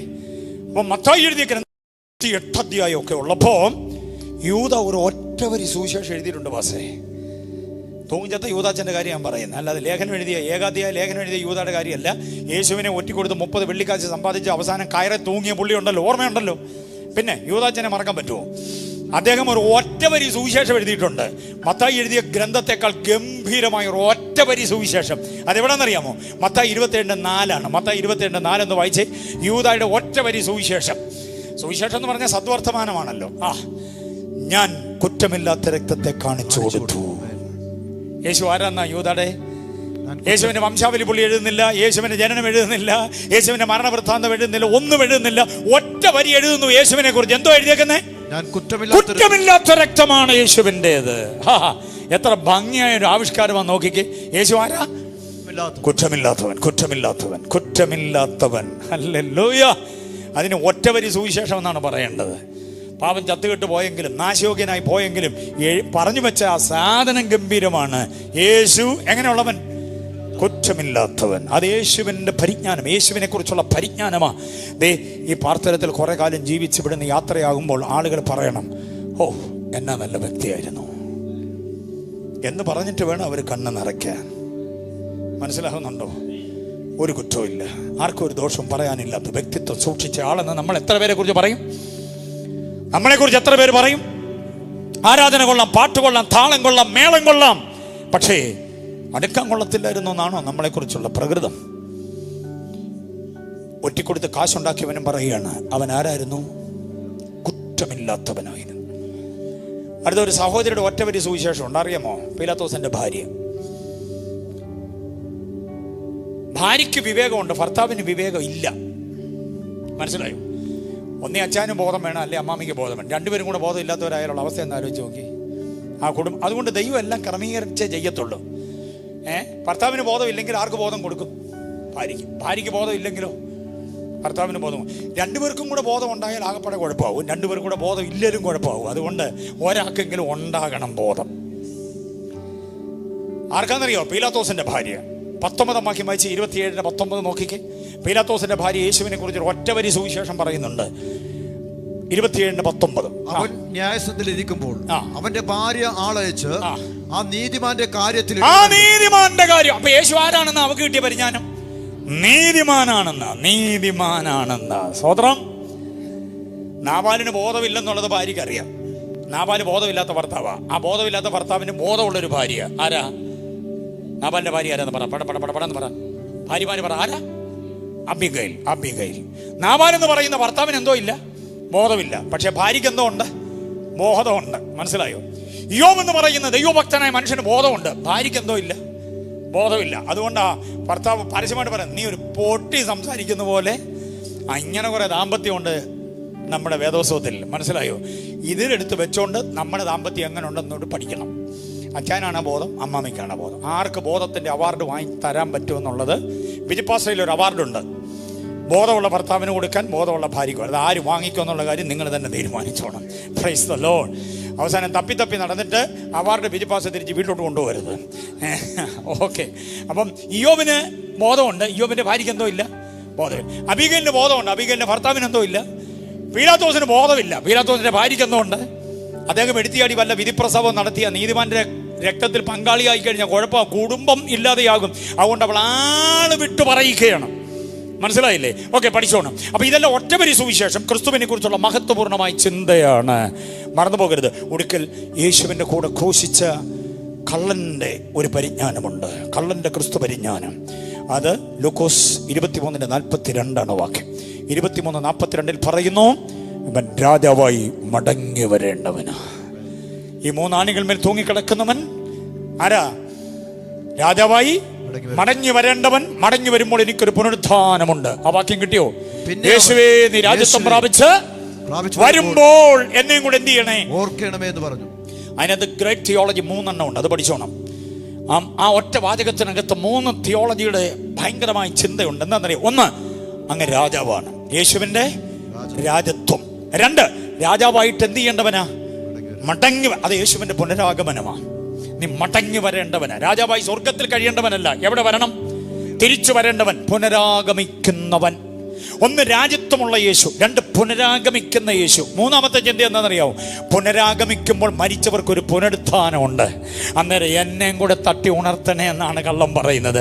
അപ്പൊ യേശുവിന്റെ രാജ്യത്വം, യേശുവിന്റെ പുനരാഗമനം, യേശുവിലൂടെയുള്ള പുനരുത്ഥാനം, ഇത് 3 ആർക്ക് കിട്ടിയിട്ടുണ്ട്? കൂടെ ക്രൂശിക്കപ്പെട്ട കള്ളന് കിട്ടിയിട്ടുണ്ട്. യേശു പറഞ്ഞ കുഞ്ഞ്, ഇത്രയും പരിജ്ഞാനം നിനക്കുണ്ടെങ്കിൽ ഞാൻ വരുന്നിടം വരെ കാത്തിരിക്കണ്ട, ഇപ്പോഴേ കയറിക്കോ എന്നോട് പരദീസായിൽ. ഈ ദിവസങ്ങളിൽ ഉപവാസ പ്രാർത്ഥനയിലൂടെ ആത്മീക പരിജ്ഞാനം നേടുന്നവരെ ദൈവത്തിന് വേണം. കർത്താവിന്റെ കൃപയാൽ, കർത്താവിന്റെ ശുശ്രൂഷയ്ക്കായി കർത്താവിന് ഉപയോഗിക്കേണ്ടതിന് ദൈവം ആഗ്രഹിക്കുന്നുണ്ട്. ഓ ഹല്ലേലൂയ! അപ്പൊ ഫിലിപ്പിയ ലേഖനം നൽകുന്ന പരിജ്ഞാനം ഏത് പരിജ്ഞാനമാ? ക്രിസ്തുയേശുവിനെ കുറിച്ചുള്ള പരിജ്ഞാനം. അടുത്തത് ഇഷ്ടത്തിൻ പരിജ്ഞാനമാണ്. അത് പറഞ്ഞങ്ങ് നിർത്തുകയാണ് ഞാൻ. കൊലോസ്യ ലേഖനം 1:10 വാക്യം. കൊലോസ്യ ലേഖനത്തിലെ പരിജ്ഞാനമാണ് ഇഷ്ടത്തിൻ പരിജ്ഞാനം. അവനിൽ സർവ്വസമ്പൂർണതയും വസിപ്പാനും അവൻ ക്രൂശിൽ ചൊരിഞ്ഞ രക്തം കൊണ്ട് അവൻ മുഖാന്തരം സമാധാനം ഉണ്ടാക്കി. അതല്ല, അതെത്ര വായിക്കുന്നത്? 1:10. കൊലോസ്യർ 1:10. പൂർണ്ണ പ്രസാദത്തിനായി കർത്താവിന് യോഗ്യമാകും വണ്ണം നടന്ന് ആത്മീകമായ സകല ജ്ഞാനത്തിലും വിവേകത്തിലും അവന്റെ ഇഷ്ടത്തിന്റെ പരിജ്ഞാനം 9ാം ദിവസത്തിൽ എത്തി നിൽക്കുന്ന സകല ദൈവമക്കളും, ദൈവദാസന്മാർ, ദൈവദാസിമാർ എല്ലാവരും അറിയണം. 1 നമ്മൾ പ്രാപിക്കേണ്ടത് പിതാവാം ദൈവത്തെക്കുറിച്ചുള്ള പരിജ്ഞാനം, എഫെസ്യ ലേഖനം 1:17. 2 നമ്മൾ പ്രാപിക്കേണ്ടത് ക്രിസ്തു യേശുവിനെ കുറിച്ചുള്ള പരിജ്ഞാനം, ഫിലിപ്പിയർ 3:8. 3 നമ്മൾ പ്രാപിക്കേണ്ട പരിജ്ഞാനമാണ് ദൈവ ഇഷ്ടത്തിൻ പരിജ്ഞാനം. എന്ന് പറഞ്ഞാൽ എന്നെ കുറിച്ചുള്ള ദൈവഹിതം എന്തുവാ, ഞാൻ എന്താകണം, ഞാൻ എവിടെയാകണം, ഞാൻ ആരോടുകൂടെ ആകണം, ഞാൻ എന്ത് ചെയ്യണം, ഞാൻ എങ്ങനെ ചെയ്യണം എന്ന് നമ്മളല്ല തീരുമാനിക്കണം. ആര് തീരുമാനിക്കണം? അതാണ് ദൈവഹിതത്തിൻ്റെ ഇഷ്ടം. ദൈവ ഇഷ്ടത്തിൻ നമുക്ക് പറ്റുന്ന കുഴപ്പം എന്താണെന്നറിയോ? നമ്മുടെ ഇഷ്ടം ദൈവത്തിൻ്റെ ഇഷ്ടമാക്കി അങ്ങ് മാറ്റുക. നമുക്കതാ ഇഷ്ടം. ദൈവം നമ്മുടെ കൂടെ എന്തോ ചെയ്തോണം, നിന്നോണം. കർത്താവേ ഞാൻ കോഴഞ്ചേരി വരെ പോവുകയാണെന്നും പറഞ്ഞ് കഥകും മൂട്ടി നമ്മളങ്ങ് ഇറങ്ങുക, കാത്തോണേ എന്നും പറഞ്ഞു. കോഴഞ്ചേരി ഞാൻ പോയിക്കോട്ടെ എന്ന് കർത്താവിനോട് ചോദിച്ചോ? അതല്ലേ ഹിതം? ആണോ? ഞാൻ പറഞ്ഞ മനസ്സിലായോ? കർത്താവേ ഞാൻ കോഴിക്കോട് വരെ പോവുകയാണെ കാത്തോണേ, ഞാൻ വരുന്നിടം വരെ വീട് കാത്തോണേ. കർത്താവ് എന്നെ നേപ്പാളി സെക്യൂരിറ്റിയാണ്. കർത്താവിനോട് ചോദിക്കാം, നീ പോകുന്നിടത്തെല്ലാം വീട് കാക്കാനും ഉള്ളതെല്ലാം കാക്കാൻ, കർത്താവേ ഞങ്ങൾക്ക് കോഴിക്കോട് വരെ പോകണമെന്ന് ആഗ്രഹമുണ്ട്, തിരുഹിതമാണോ എന്ന് ഞങ്ങളോട് സംസാരിക്കണേ. അങ്ങനെ പറയാറുണ്ടോ? ദൈവഹിതം ഇന്നതെന്ന് എന്തോ ചെയ്യണം? തിരിച്ചറിയണം. അതാണ് ഇഷ്ടത്തിൻ പരിജ്ഞാനം. നമ്മുടെ ഇഷ്ടം ദൈവത്തിൻ്റെ ഇഷ്ടത്തിലേക്ക് എന്തോ ചെയ്യരുത്, കൂട്ടിക്കെട്ടരുത്. ഒരു യൂത്ത് ക്യാമ്പ് നടക്കുക. ഒരു കഥ കൂടെ പറഞ്ഞ് നിർത്താം. ഒരു യൂത്ത് ക്യാമ്പ് നടക്കുമ്പോൾ കുഞ്ഞുങ്ങളെ മോട്ടിവേറ്റ് ചെയ്യാൻ ഒരു പാസ്റ്റർ വന്നു. പല കാര്യങ്ങൾ പറഞ്ഞ കൂട്ടത്തിൽ അവർക്ക് ഒരു കാര്യം പറഞ്ഞു കൊടുത്തു. 15 വയസ്സ് ആയാൽ ഓരോ പെൺകുട്ടിയും ആൺകുട്ടിയും അവരവരുടെ ജീവിത പങ്കാളിക്ക് വേണ്ടി പ്രാർത്ഥിച്ചോണം. 15 വയസ്സ് മുതൽ അങ്ങനെ പ്രാർത്ഥിച്ചാൽ ആരെങ്കിലുമൊക്കെ വന്ന് കയറാതെ ജീവിതം അനുഗ്രഹമായിരിക്കും. പിള്ളേർക്കെല്ലാം ഇഷ്ടപ്പെട്ടു. പിന്നെ പിള്ളേരിങ്ങനെ പ്രാർത്ഥിക്കാൻ തുടങ്ങി. ഒരു വീട്ടിലൊരമ്മ മോളെ ശ്രദ്ധിച്ചപ്പം ഭയങ്കര മാറ്റം. ചുമ്മാ മൊബൈലിൽ തോണ്ടി ഇരുന്നവൾ എപ്പോഴും പ്രാർത്ഥിച്ചുകൊണ്ടിരിക്കുന്നു, പുസ്തകം വായിച്ചുകൊണ്ടിരിക്കുന്നു. അവധിക്കാലം മുഴുവനും TV കണ്ട് മൊബൈൽ ഫോണിൽ മാത്രം കളിക്കുന്ന കൊച്ച് ഇപ്പോൾ ഭയങ്കര ആത്മീയം. തള്ള ശ്രദ്ധിച്ചു. പ്രാർത്ഥിച്ചുകൊണ്ടിരിക്കുമ്പോൾ എന്താ ഇവിടെ പ്രാർത്ഥിക്കുന്നതെന്ന് അറിയാൻ അമ്മ പതിയെ അരികിൽ ചെന്ന് ഇങ്ങനെ ശ്രദ്ധിച്ചു. പല കാര്യങ്ങളും പ്രാർത്ഥിച്ചു. അമ്മയ്ക്ക് ഭയങ്കര അഭിമാനം തോന്നി. ആ പ്രാർത്ഥനയിൽ ഒരു വിഷയമാണ്, കർത്താവേ എനിക്കൊരു നല്ല ജീവിത പങ്കാളിയെ തരണേ. അമ്മ ഞെട്ടിപ്പോയി. 15 വയസ്സുള്ള കൊച്ച് പ്രാർത്ഥിച്ച കേട്ടിട്ട് അമ്മ ഞെട്ടിപ്പോയി. എന്നാലും യൂത്ത് ക്യാമ്പിൻ്റെ ഒരു ഇമ്പാക്റ്റ് ആണെന്ന് മനസ്സിലാക്കിയിട്ട് പിന്നെ അമ്മ ശ്രദ്ധിച്ചു, ഓരോ പ്രാർത്ഥനയും ശ്രദ്ധിച്ചു. 2ാം ദിവസം പ്രാർത്ഥന ശ്രദ്ധിച്ചപ്പോൾ അമ്മ വരണ്ടു പോയത് എന്താണെന്നറിയോ? കർത്താവേ ഏതെങ്കിലും ഒരു ഉദ്യോഗസ്ഥനെ എനിക്ക് വേണ്ട, കർത്താവിൻ്റെ വേല ചെയ്യുന്ന ഒരാളിനെ തന്നെ. ഓ, അമ്മയ്ക്ക് ഭയങ്കര സന്തോഷമായി. 3ാം ദിവസം അമ്മ ശ്രദ്ധിച്ചപ്പോൾ കർത്താവേ ഈ കർത്താവിൻ്റെ വേല എന്ന് പറഞ്ഞാൽ കേരളത്തിലൂടെ നടക്കുന്ന ആരെ എനിക്ക് വേണ്ട, നോർത്ത് ഇന്ത്യയിൽ കർത്താവിൻ്റെ വേല ചെയ്യുന്ന ഒരാളിനെ. അമ്മയ്ക്ക് അഭിമാനം അങ്ങ് തിളച്ചു. അടുത്ത ദിവസം പ്രാർത്ഥിക്കുക, വിവിധ സുവിശേഷ വിരോധികളുടെ മുൻപിൽ പതറാതെ നിൽക്കുന്ന ഒരു കർത്തൃദാസനെ എനിക്ക് തരണേ കർത്താവേ.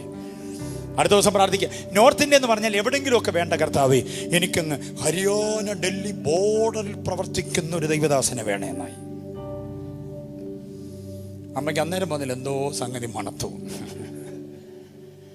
സ്തോത്രം.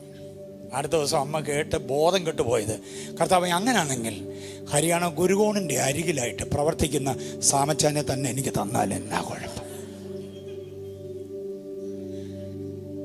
ഒരു സാമച്ചാനെ ഇവള് ഓൾറെഡി എന്തോ ചെയ്തിട്ടുണ്ട്, അകത്ത് സെറ്റ് ചെയ്തിട്ടുണ്ട്. ആ സാമച്ചാനെ കാണിക്കാൻ ഇവള് കേരള എക്സ്പ്രസിൽ കർത്താവിനെ കെട്ടിക്കൊണ്ട് പോവുക. ഇങ്ങനെ നമ്മുടെ ഈ ടൈപ്പ് പ്രാർത്ഥനയൊക്കെ ഉണ്ടല്ലോ, ദൈവഗീതമുള്ള പ്രാർത്ഥനയല്ല. കർത്താവ് നിനക്കിഷ്ടമുള്ളത്, നിനക്കിഷ്ടമുള്ള ഇടത്ത്, നിനക്കിഷ്ടമുള്ളത് പോലെ അങ്ങനൊക്കെ പ്രാർത്ഥിക്കുന്നതാണ് ദൈവഹിതപ്രകാരമുള്ള. അപ്പൊ ദൈവ ഇഷ്ടത്തിൽ പരിജ്ഞാനം. ഫിലോമോന്റെ ലേഖനം 5-ാം വാക്യത്തിൽ നന്മയുടെ പരിജ്ഞാനം. നന്മയുടെ പരിജ്ഞാനം എന്ന് പറയുന്ന ഒരു പരിജ്ഞാനമുണ്ട്. ഫിലോമോന്റെ ലേഖനം 5-ാം അധ്യായം, 5-ാം അധ്യായമല്ല 5-ാം വാക്യം, ഏകാധ്യായത്തിൽ 5-ാം വാക്യത്തിൽ പറയുന്നു, എല്ലാ നന്മയുടെയും പരിജ്ഞാനത്താൽ നമ്മളിലുള്ള എല്ലാ നന്മയുടെയും പരിജ്ഞാനം. ഫിലോമോന്റെ ലേഖനം 5-ാം വാക്യത്തിൽ അങ്ങനെയാ. എന്താ പറയുക? നന്മയുടെ പരിജ്ഞാനം. മറ്റുള്ളവന്റെ കഷ്ടതയിൽ, ദുഃഖത്തിൽ, ഇല്ലായ്മയിൽ, വല്ലായ്മയിൽ, അവന്റെ ഏകാന്തതയിൽ അവൻ ഒറ്റപ്പെടുമ്പോൾ, അവൻ ഒറ്റിക്കൊടുക്കപ്പെടുമ്പോൾ കൂടെ നിൽക്കാൻ പറ്റണം. വഴിയിൽ മുറിവേറ്റ് കിടക്കുന്നവന്റെ മുറിവ് കഴുകണം, അവന്റെ വായിൽ വെള്ളം കൊടുക്കണം. അവൻ ആരാ, ജാതി, ഇനം, കുലം, കുടുംബം ഒന്നും നോക്കണ്ട. അവൻ ആദിവാസിയോ അവസാനവാസിയോ എന്നൊന്നും നോക്കണ്ട. അവൻ ക്രിസ്ത്യാനിയോ ഹൈന്ദവനോ മുസൽമാനോ ഒന്നും നോക്കണ്ട. മുറിവേറ്റവനെ ചേർത്ത് നിർത്താൻ കഴിയുന്ന ഒരു നന്മയുടെ പരിജ്ഞാനം, മറ്റൊരു നല്ല ശമര്യക്കാരനാകാൻ കഴിയുന്ന ഒരു പരിജ്ഞാനം. മനസ്സിലായില്ലേ? നമ്മുടെ കുടുംബത്തിന് മാത്രമല്ല, എല്ലാവരെയും ക്രിസ്തു സ്നേഹത്തിൽ ചേർക്കാൻ കഴിയുന്ന, ജാതി മത വർണ്ണവർഗ വ്യത്യാസങ്ങൾക്ക് അതീതമായി സകലരെയും ഉൾക്കൊള്ളാൻ കഴിയുന്ന ഒരു പരിജ്ഞാനം.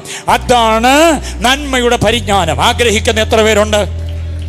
ഹല്ലേലൂയ. വായിച്ച വാക്യം എവിടെ കിടക്കുന്നു? അതിൻ്റെ ഇൻട്രൊഡക്ഷൻ മാത്രമേ പറഞ്ഞിട്ടുള്ളൂ. വൈകിട്ടാണ് വിഷയത്തിലേക്ക് പ്രവേശിക്കുക.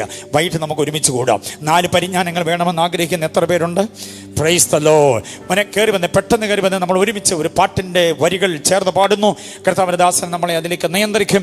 ഈ 4 പരിജ്ഞാനങ്ങൾ: 1 പിതാവാം ദൈവത്തെക്കുറിച്ചുള്ള പരിജ്ഞാനം, 2 പുത്രനായ ക്രിസ്തുവിനെ കുറിച്ചുള്ള പരിജ്ഞാനം, 3 ദൈവ ഇഷ്ടത്തിൻ പരിജ്ഞാനം, 4 നന്മയുടെ പരിജ്ഞാനം.